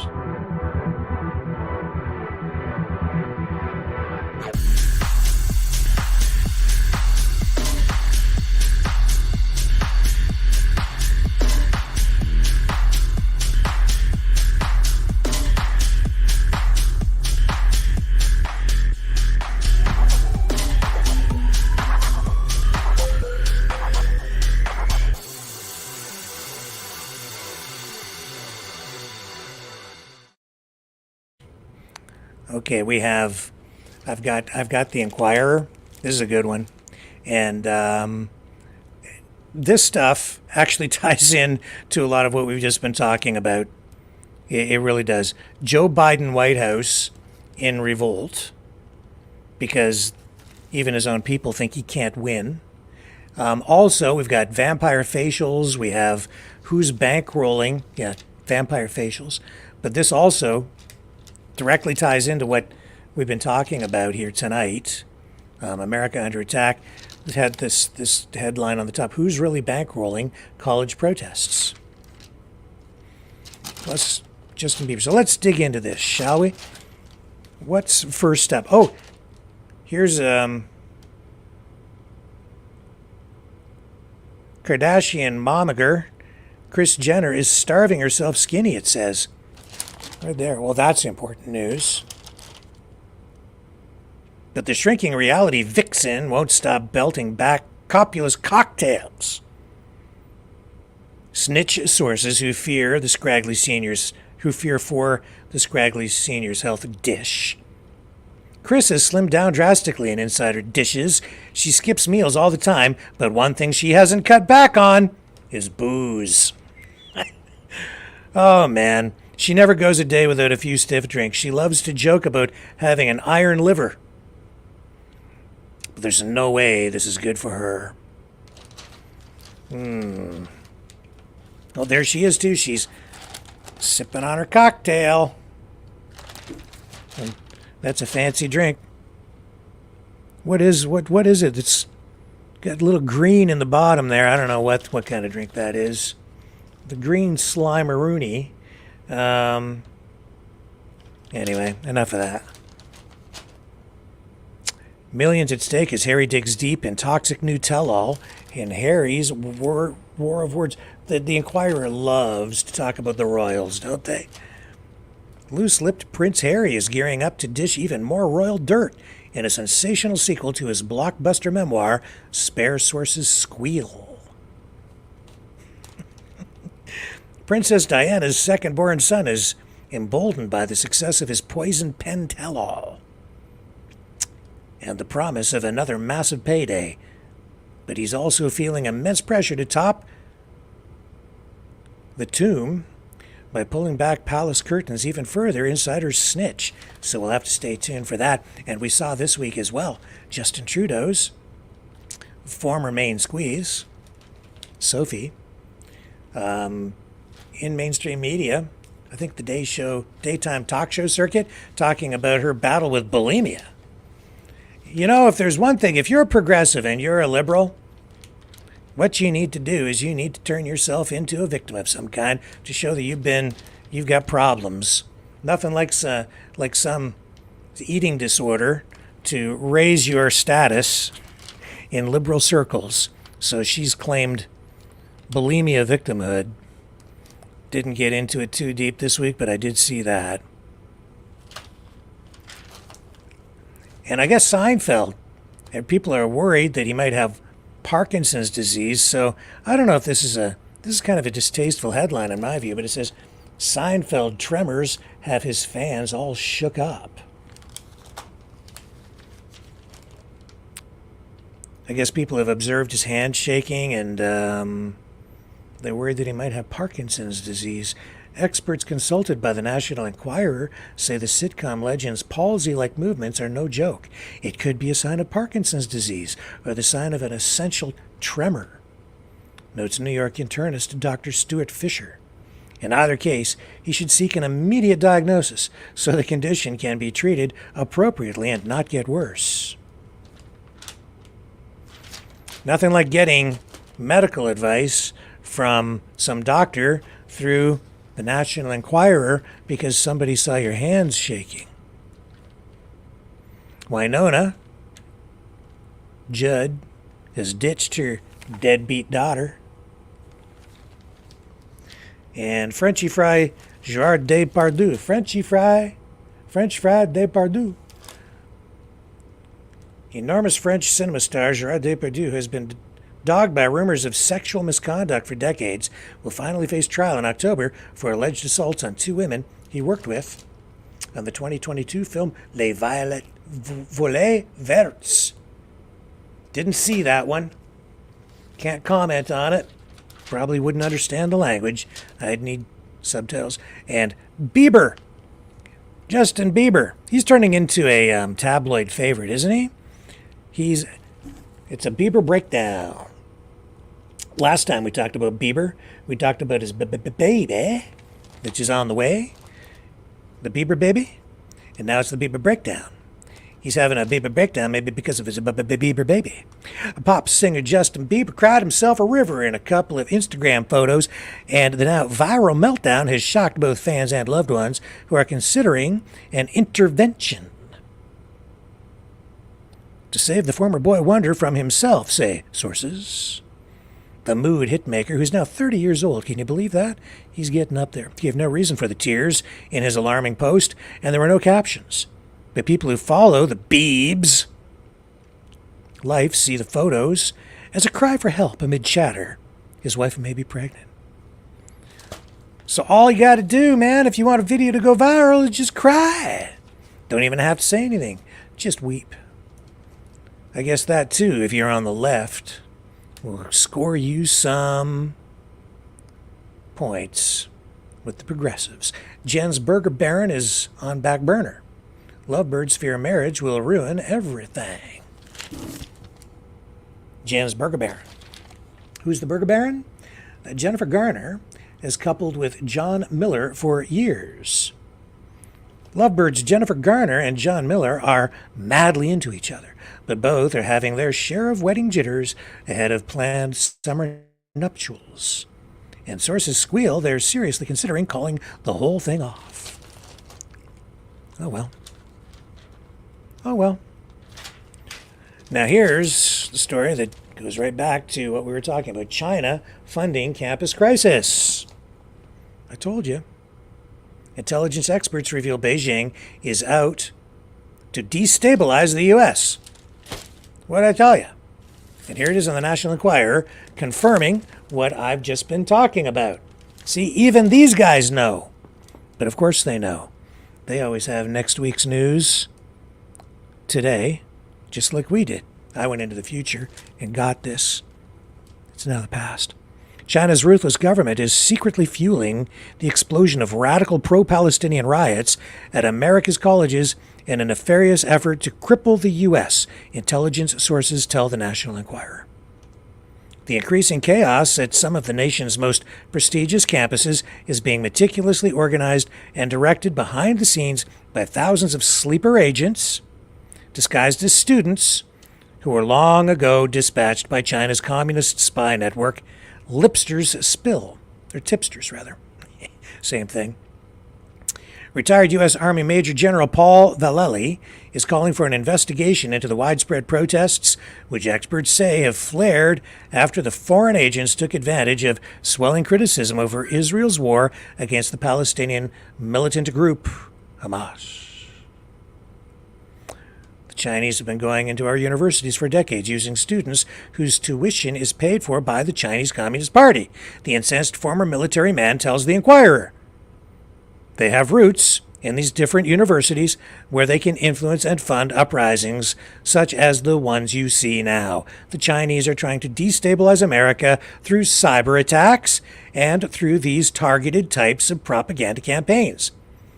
As the Inquirer reported in 2020, sources claim nearly 8,000 Communist Party operatives from China's People's Liberation Army were unleashed on America's top universities and research centers to steal intellectual property, with most of these people, I don't want to use that word, masquerading as academics. I'm not going to use that word that they put in there because I don't think that's appropriate. Security expert Dr. Jim Garrow believes the same moles are also being tasked with sowing social mayhem, and they're getting away with it because do-nothing school officials are lulled into complacency by cold, hard cash. Yes, we know that the Chinese government dumps millions and millions and millions of dollars now into these universities. Confucius Institutes, ever hear of those? Yes. It's not just China. I'm telling you that Iran is actually actively involved in this, and I showed you leaked correspondence between Iranian officials talking about exactly doing this. I showed you those documents. It has to be 3 or 4 weeks ago now. I told you. Let's move on. Kim Kardashian, vampire facials linked to HIV. Vampire facials. Bloody vampire facials, a gory beauty therapy popularized by reality babe Kim Kardashian and her celebrity cohorts, have been branded as potentially deadly and dangerous after the U.S. Centers for Disease Control linked the age-reversing injections to at least 3 cases of HIV. Ugh. How can this possibly be good for you? This is like face bloodletting, essentially, I think. And I guess this investigation shows some of the facilities involved in this practice, vampire facials. They have discovered that some of the instruments used, the needles and tubing, etc., some of it's contaminated. They're not properly cleaning some of this stuff. And as a result, they're saying that they've had confirmed cases of HIV transmission. So they're warning people. And here's the story about Biden's staff in a pure panic, because they don't think he can win, fighting for lives. As President 81 looks like a loser. Desperate White House staffers are drowning in a cesspool of bitter backbiting and attempted coups, as President Joe Biden's slipping poll numbers spark fears they'll all be unemployed if the 81-year-old fails to win a second term. The atmosphere has become toxic, an insider says. People are acting like rats on a sinking ship, scurrying for cover and a way to save themselves. It's a wonder anything gets decided or done. This has to be the most unpredictable presidential election in history. You have Biden, who I think some Democrats would like to turf, bring in somebody else. You have Trump, who might end up in jail, and if they're successful, might even be blocked from running somehow using lawfare. And then you have RFK Jr., who might not be able to get onto all the ballots, although he seems to be well on his way to doing that. And he could come running right up the middle and end up being president because these other two guys might not make it to the finish line. Isn't that weird? What a strange election this one is. A little reference here to Hunter Biden living large on daddy's dough. We all know what that's about. Yeah, it's going to be an interesting summer and a fall. Can't wait for the October surprises that always come. What will they throw? What kind of spaghetti will they throw at the wall? And what will end up sticking? I'll tell you this. I think you're going to see more protests, more violence in the streets now than ever before. And if you think that, the choice of July 11th as the sentencing date, just prior to the Republican convention, think again, man. I think they're going to throw him in the slammer. That wouldn't surprise me a bit. I can't say for sure, but I'd say there's an 80 to 90% chance that judge is going to put Donald Trump in jail. And I'm seeing some references tonight as well to polling that suggests Trump has taken a bit of a hit among Republican voters because of the conviction. Some people saying, a slightly larger number of people saying that they might not vote for him because of his conviction. So it's not a good look on him. It's not a good look on the country. And yet at the same time, that huge amount of money raised. And I think the people who are behind him are more firmly entrenched than ever. Ultimately, I think this will end up helping him in the polls. Will it translate into victory? I don't know, because you've got this whole RFK Jr. element in there, and I can't say for sure which side he's pulling from more, who he's going to hurt more or help more. I would say right now, he's hurting Trump the most. I think he's pulling from the Trump side. Polling would suggest otherwise. I think the polls are wrong. I think that he appeals to the Trump side because they're both populists, ultimately.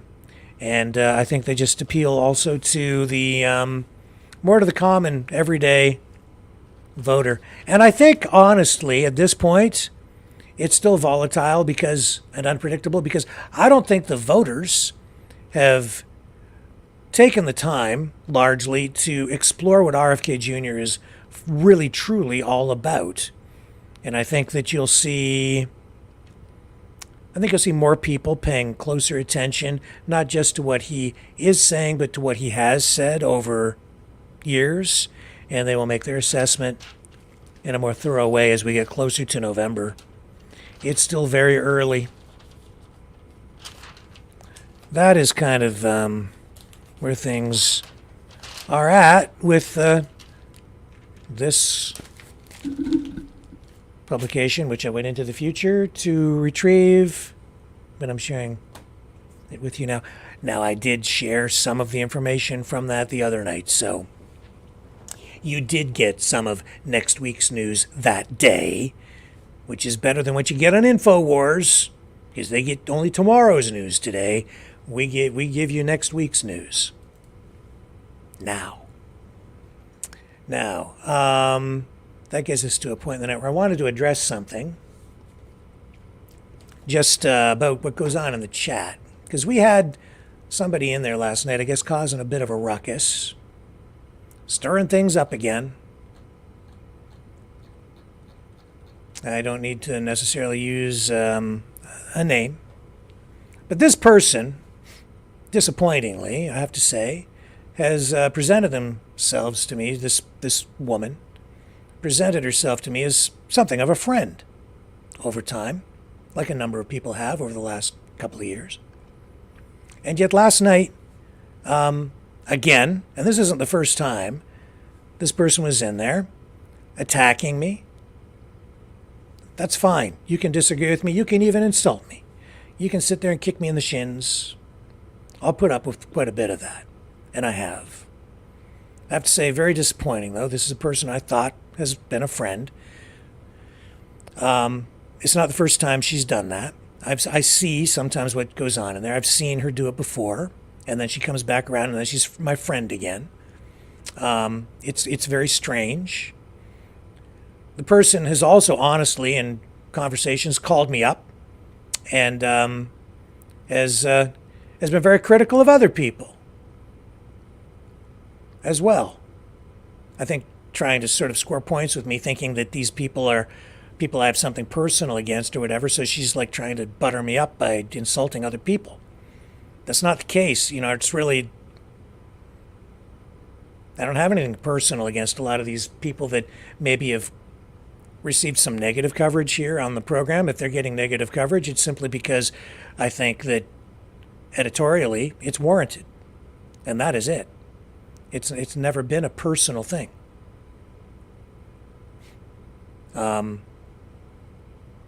Last night, though, it went beyond that.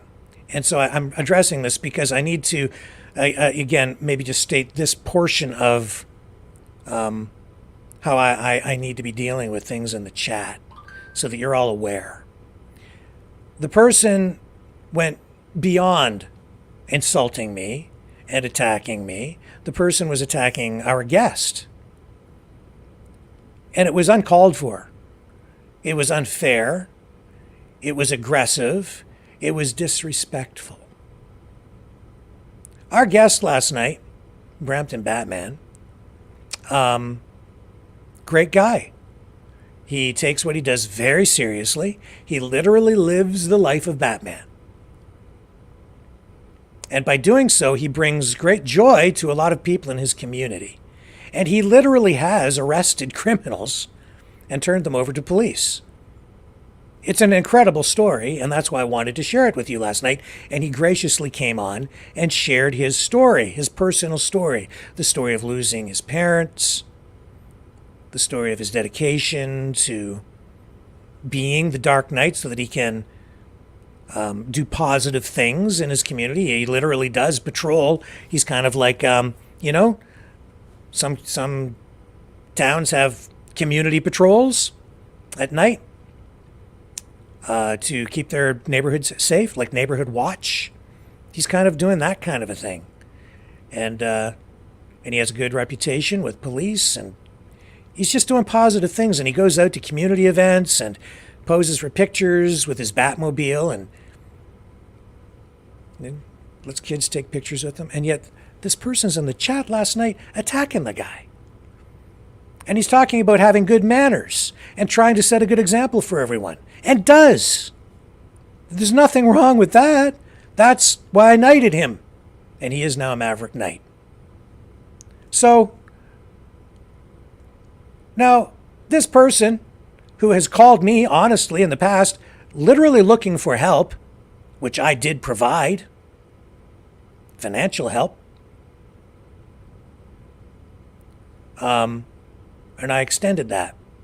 And this is not the first time she's attacked me. This is not the first time she's actually called and insulted me on the phone. This is weird and disappointing, and I kind of know where it's coming from. I'm tired of it. It's not, but in this case, it was like, as tired as I am of it, I let people beat the crap out of me in the chat.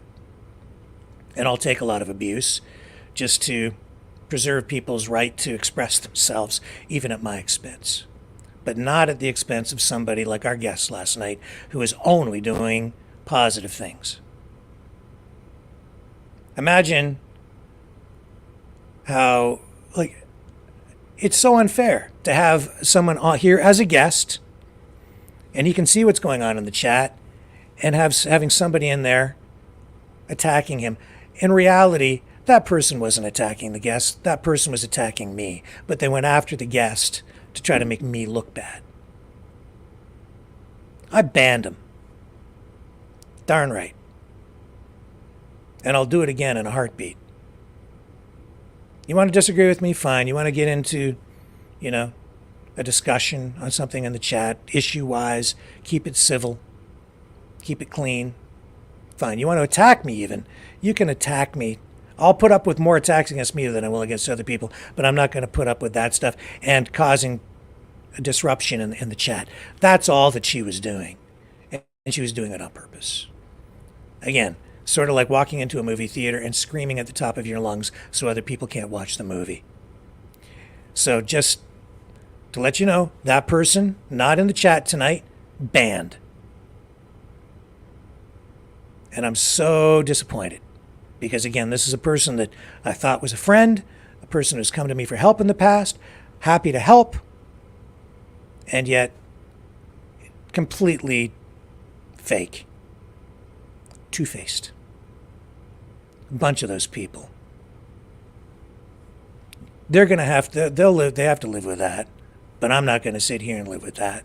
Not when they're doing it at the expense of other people who absolutely don't deserve it.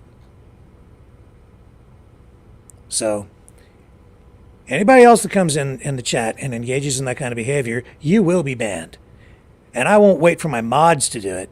I'll do it myself. I'm all about free speech, but I'm not about people acting in bad faith and attacking people who don't deserve to be attacked. So just be forewarned, if you're in there, that's just the way it has to be. Simple as that. Now, in honor of, to just acknowledge what happened last night, I spent the day putting this together, this Maverick Nights episode. I just titled it this. The storyline was already there, and a lot of the work was done, but I titled it Two-Face. Just because this was top of mind today as I was getting close to deadline. And then I was thinking the Batman thing with Two-Face, right? And then this person attacking Batman. So Two-Face attacked Batman, backstabbing Two-Face. I just thought this was appropriate. So here we are, folks. Our latest Maverick Nights episode. Hope you enjoy.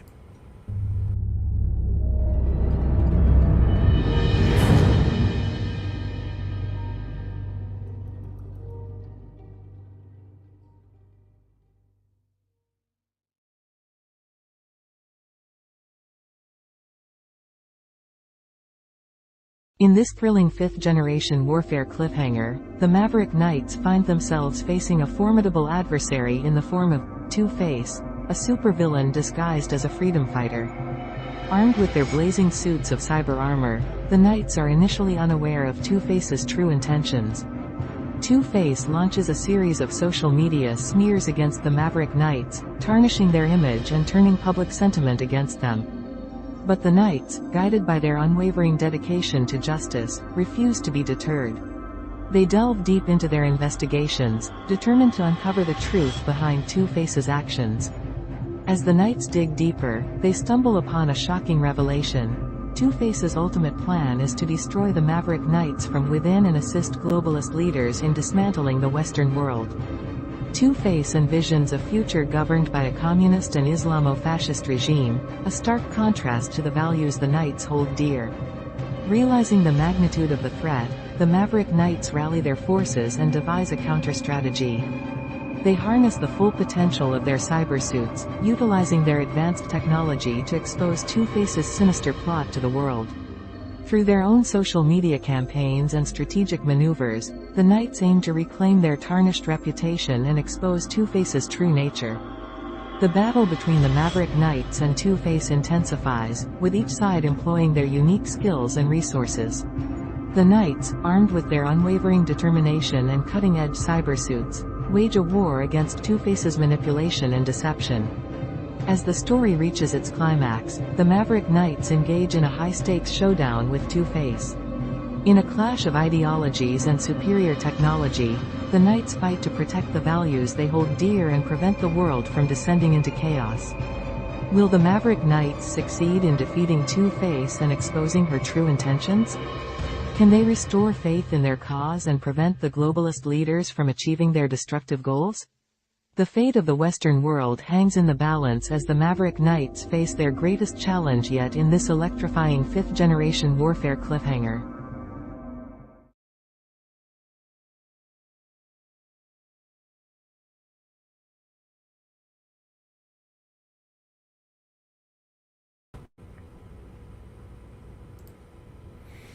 And there you have it. It's a cliffhanger, so we'll have part 2 in the days ahead, and we'll find out if the Maverick Knights prevail in the battle against Two-Face. Now, you guys can support the channel if you like what we do by donating at freedomreporters.com. And yes, I do still have I do have, let me just show you. I think we've got some hoodies left. $60 donation or more, I will send you a hoodie. Just tell me what size you want. This is the only one I have, I think, in gray. Yeah, it's an anomaly. Everything else is black. They weren't supposed to do any in other colors. I also have t-shirts. Well, this is a long sleeve t-shirt. But we have t-shirts, $30 donations or more for a t-shirt. I will send you one of those. Long sleeve tees. I have some of those. And those would be like $45, like concert tees. And they're like really good material too. So they're good. I also have embroidered shirts, Maverick News shirts with embroidered logos like this. If you send $60 or more, I will send you one of those. And if you get the embroidered shirt, I still have, in honor of the Dark Knight, where'd we go? Here we are. I still have some of these. I have a bunch of these different Batmobiles, all the different types. And so you will receive a 1/64th scale Hot Wheels Batmobile collectible. I have some of these Batmobiles. And I'll include that as a bonus if you get the embroidered shirt with a $60 donation or more. And just include your address, what size you need. They're all black. You can have any color you want as long as it's black. And I'll send that along. And we can sure use your help here to keep the operation here rolling along. You can donate there. You can also donate at maverickdonations.com. That'll take you to the Give, Send, Go page. And you can donate there. Now also, please consider liking, sharing, and subscribing. That costs nothing. If you subscribe over on Rumble, that would be really helpful. We need to grow over there. And we have 3 different YouTube channels that we run on. So if you would consider subscribing there, that would be great. Go check out our Maverick Live channel. That one, we need more subscribers too. And if you do subscribe, please remember to hit the notification bell. And that way you'll receive a notice every time we post a new video. But we are on here every night. I've moved the start time, in case you haven't noticed, ahead by an hour. So the start time has been 7 p.m. Eastern time. I'm looking for feedback on that from people. It's been better for me to start at 7. It's giving me that extra hour during the day to get other work done here because it's a one-man band around this place. And it gives me more time to prepare the material. I think it's resulting in better quality programs each night. But you give me some feedback. A lot of our viewers are out in Western Canada, so I think the extra hour also gives people in Western Canada a little bit more time to get home from work and then take in the program. Because in some cases, it's 2 or 3 hour time difference earlier in the day for them. And so it's kind of an afternoon program starting for a lot of folks out there. So all that being said, I will be back tomorrow night. Thank you, everybody, for hanging out here. And, I've been calling that person that we had the problem in the chat with them last night, and they haven't picked up their phone all day long. And I'm going to try calling them again to see if we can figure out what the heck is going on, make sure that person is okay, because they seem to have lost their mind last night. And I just want to make sure they're all right and maybe smooth things over and figure out what the heck it was that set them off again. And I just like to keep the peace and maybe bring them back into the fold as a friend. And I guess the way that conversation goes will determine how part 2 of Betrayal and the story of Two-Face will end up in that cliffhanger conclusion. I will be back 7 p.m. Eastern Standard Time right here tomorrow. Love you guys. Thank you all. Catch you on the flip side.